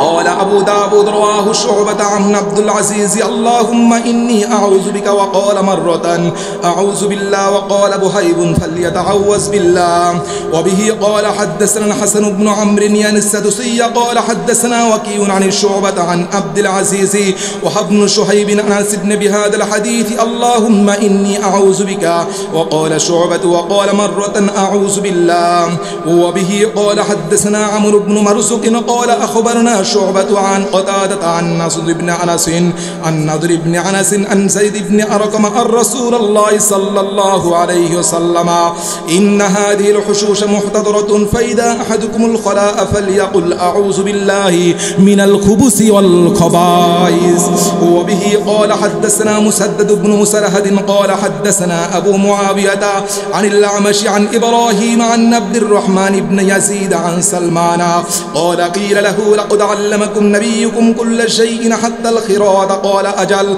لقد نهانا صلى الله عليه وسلم أن نستقبل القبلة بغائد أو بول وأن لا نستنجي باليمين وأن لا يستنجي أحدنا بأقل من 3 أحجار أو يستنجي برجيع أو أزم رواه أبو داود الله أكبر বিশ্বনবী সাল্লাল্লাহু আলাইহি ওয়াসাল্লাম আমাদের শুধু রাষ্ট্রীয় জীবন, আমাদের শুধু আন্তর্জাতিক জীবন, আমাদের শুধু পারিবারিক জীবন, আমাদের শুধু ব্যক্তিগত জীবনে শিক্ষা দেন নাই। নবীজি সাল্লাল্লাহু আলাইহি ওয়াসাল্লাম অসংখ্য হাদিসের মধ্যে লিপিবদ্ধ করা হয়। প্রিয় ভাইয়ের আমার, হাদিসের কিতাব খুললে বুখারীতে পাওয়া যায়, হাদিসের কিতাব খুললে মুসলিমে পাওয়া যায়, হাদিসের কিতাব খুললে আবু দাউদে পাওয়া যায়, হাদিসের কিতাব খুললে নাসাইতে পাওয়া যায়, হাদিসের কিতাব খুললে মুস্তাদরাকে হাকিমে পাওয়া যায়, হাদিসের কিতাব করলে মুসনাদে হাকিম মুসনাদে আহমদে পাওয়া যায়। এরকম করে যখন যে হাদিসের কিতাব খুলবেন আর যখন পবিত্রতা অর্জনের অধ্যায়টা খুলবেন তখনই দেখবেন নবীজি সাল্লাল্লাহু আলাইহি ওয়াসাল্লাম আমাদের শিক্ষা দিয়েছেন যখন তুমি পেশাব করবে তখন তুমি পেশাব করার জন্য দূরে চলে যাবে। চিৎকার মেরে বলেন না আল্লাহু আকবার। কেননা এই পেশাব পায়খানাটা তো লজ্জার বিষয়, ঠিক কিনা? এই লজ্জার বিষয়টা সারতে হবে গোপনে। কি হবে, কিভাবে সারতে হবে? গোপনে। এই জন্য আগে তো এত ভিআইপি ব্যবস্থাপনা ছিল না, আগে তো এই স্যানিটারি সিস্টেম ছিল না। এই জন্য বলা হয়েছিল সাহাবায়ে কেরামদেরকে আল্লাহর নবী শিক্ষা দিয়েছেন যখন তোমাদের পেশাব পায়খানা ধরবে তখন তোমরা দূরে চলে যাবে, আবার যখন তোমরা পেশাব পায়খানা করবে তখন তোমরা উপর থেকে নিচে করবে, উপর থেকে নিচে আবার কোথায় করবে? কোনো শক্ত মাটিতে করবে না। কেন? শক্ত মাটিতে করলে প্রসাবের সিটা তোমাদের গায়ে লাগবে, আর প্রসাবের সিটা যদি তোমাদের গায়ে লাগে তাহলে তোমরা জাহান্নামে চলে যাবে। এই জন্য নরম জায়গার মধ্যে পেশাব করবে। চিৎকার মেরে বলি আল্লাহু আকবার। আল্লাহর রাসূল বিশ্বনবী কবরের পাশ দিয়ে যায় আর সাহাবায়ে কেরাম কবরের পাশ দিয়ে যায়। বিশ্বনবী সাহাবায়ে কেরামকে ডেকে ডেকে বলে, সাহাবায়ে কেরাম শোনো, এই যে কবরের মধ্যে আযাব হইতেছে, এই কবরের মধ্যে কি জন্য আযাব হইতেছে জানোনি? এই কবরের মধ্যে আযাব হইতেছে এই কবরের ব্যক্তি যেই মুদ্রাগণ রয়েছে ও পেশাবের সিটা থেকে হেফাজত থাকতো না। আল্লাহু আকবার বলি। নবীজি আমাদের শিক্ষা দিয়েছেন উপর থেকে নিচে পেশাব করবে। দেখবেন প্রত্যেকটা মসজিদের মধ্যে যে পেশাবখানা মসজিদ কমিটি বানিয়েছে, আপনি উপরে বসেন আর নিচের দিকে একটু ঢালু বানিয়েছে, ঠিক কিনা? এটা কার শিক্ষা? কার শিক্ষা? আর জোরে বলেন না, কার শিক্ষা? কথা বুঝতেছেন তো? এটা কার শিক্ষা? মসজিদ কমিটি, মাদ্রাসার কমিটি পোশাক পায়খানা বানায়, আপনি উপরে বসেন, নিচের দিকে পোশাক ছাড়ার জন্য সুন্দর করে সিস্টেম করে দেয়। আরে ভাইয়েরা, এটা তো আমার নবীর শিক্ষা, এটা তো আমার নবীর শিক্ষা। এই যে বর্তমান আধুনিক জামানার মধ্যে যে আপনি বিমান দেখেন, এই যে বিমান যে চাকা ছেড়ে দেয়, বিমান যে চাকা ছেড়ে দেয়, এই যে বিমান চাকা ছেড়ে দেয়, মুফাসসিরিনে কেরাম বলে এই যে বিজ্ঞানীটা বিমানের তলার মধ্যেও চাক্কা সিস্টেম করেছে। কিভাবে জানেননি? কই থেকে এই শিক্ষাটা নিয়েছে জানেন কিনা আমার প্রিয় ভাইয়েরা? নবীজি সাল্লাল্লাহু আলাইহি ওয়াসাল্লাম যখন মেরাজ রজনীতে যায়, ওই মেরাজ রজনী যাওয়ার সময় যখন বোরাক নামক একটা প্রাণীর মধ্যে উঠেছিল, ওই প্রাণীটা প্রথমে পা ছেড়ে যেত এবং আস্তে আস্তে যখন উঠতো আস্তে আস্তে তার পাটা গুছিয়ে নিত। আল্লাহু আকবার বলেন। আবার যখন জমিনের মধ্যে নামবে, কোনো স্থাপনার মধ্যে নামবে, তখন তার পাটা আবার আস্তে আস্তে প্রেস করতো। বৈজ্ঞানিকরা নবীজি সাল্লাল্লাহু আলাইহি ওয়াসাল্লামের সেখান থেকে এই থিওরিটা নিয়েছেন। মুফাসসিরে কেরাম বলেন, এই যে বিমানের মধ্যে ওঠেন, বিমানের এই যে চাকাটা যে নিচে ছেড়ে দেয়, নিচে চলতে চলতে চলতে চলতে অনেক দূর চলার পর যখন বিমানটা উঠে যায়, এটা সেই বুরাকের শিক্ষা থেকে সেই বৈজ্ঞানিকরা শিক্ষা নিয়েছে। আল্লাহু আকবার। আবার যখন বিমানটা নেমে যায়, বিমানের চাক্কাটা কিন্তু আস্তে আস্তে নামতে থাকে, আস্তে আস্তে রাস্তার মধ্যে প্লেস করতে থাকে। ঠিক তেমনিভাবে এই শিক্ষাটাও নবীজির সেই বোরাকের থেকে নেওয়া। আমার প্রিয় ভাইয়েরা, নবীজি বলেছেন উপর থেকে প্রসাব করবে নিচের মধ্যে, এবং নিচে কোনো শক্ত জায়গায় না, নরম জায়গার মধ্যে করবে, কেননা প্রসাবের শিটা আসবে। আমার প্রিয় ভাইয়েরা, গভীর মনোযোগ। হযরত আব্দুর রহমান তিনি বলেন, সালমান রাদিয়াল্লাহু আনহুকে বলা হলো, ওগো সালমান, তোমার নবীজি তোমাকে কি সব শিক্ষা দিয়েছে? তোমাদের নবী কি তোমাদের সব শিক্ষা দিয়েছে কিনা? তোমাদের নবীজি কি তোমাদের সব শিক্ষা দিয়েছে কিনা? সালমান রাদিয়াল্লাহু আনহু বলেন, হ্যাঁ, আমাদের নবীজি আমাদের সব শিক্ষা দিয়েছেন। তাহলে তোমাদের নবীজি কি তোমাদের প্রসাব পায়খানা করার নিয়ম শিক্ষা দিয়েছেন কিনা? হযরত সালমান রাদিয়াল্লাহু আনহু বলেন, হ্যাঁ, আমাদের নবীজি প্রসাব পায়খানা করার নিয়ম শিক্ষা দিয়েছেন। সুবহানাল্লাহ। আন্নাস্তাকবালাল কিবলাতা বিগাইতিন, আমাদেরকে নিষেধ করেছেন কিবলামুখী হয়ে প্রসাব করার জন্য। চিৎকার মেরে বলেন আল্লাহু আকবার।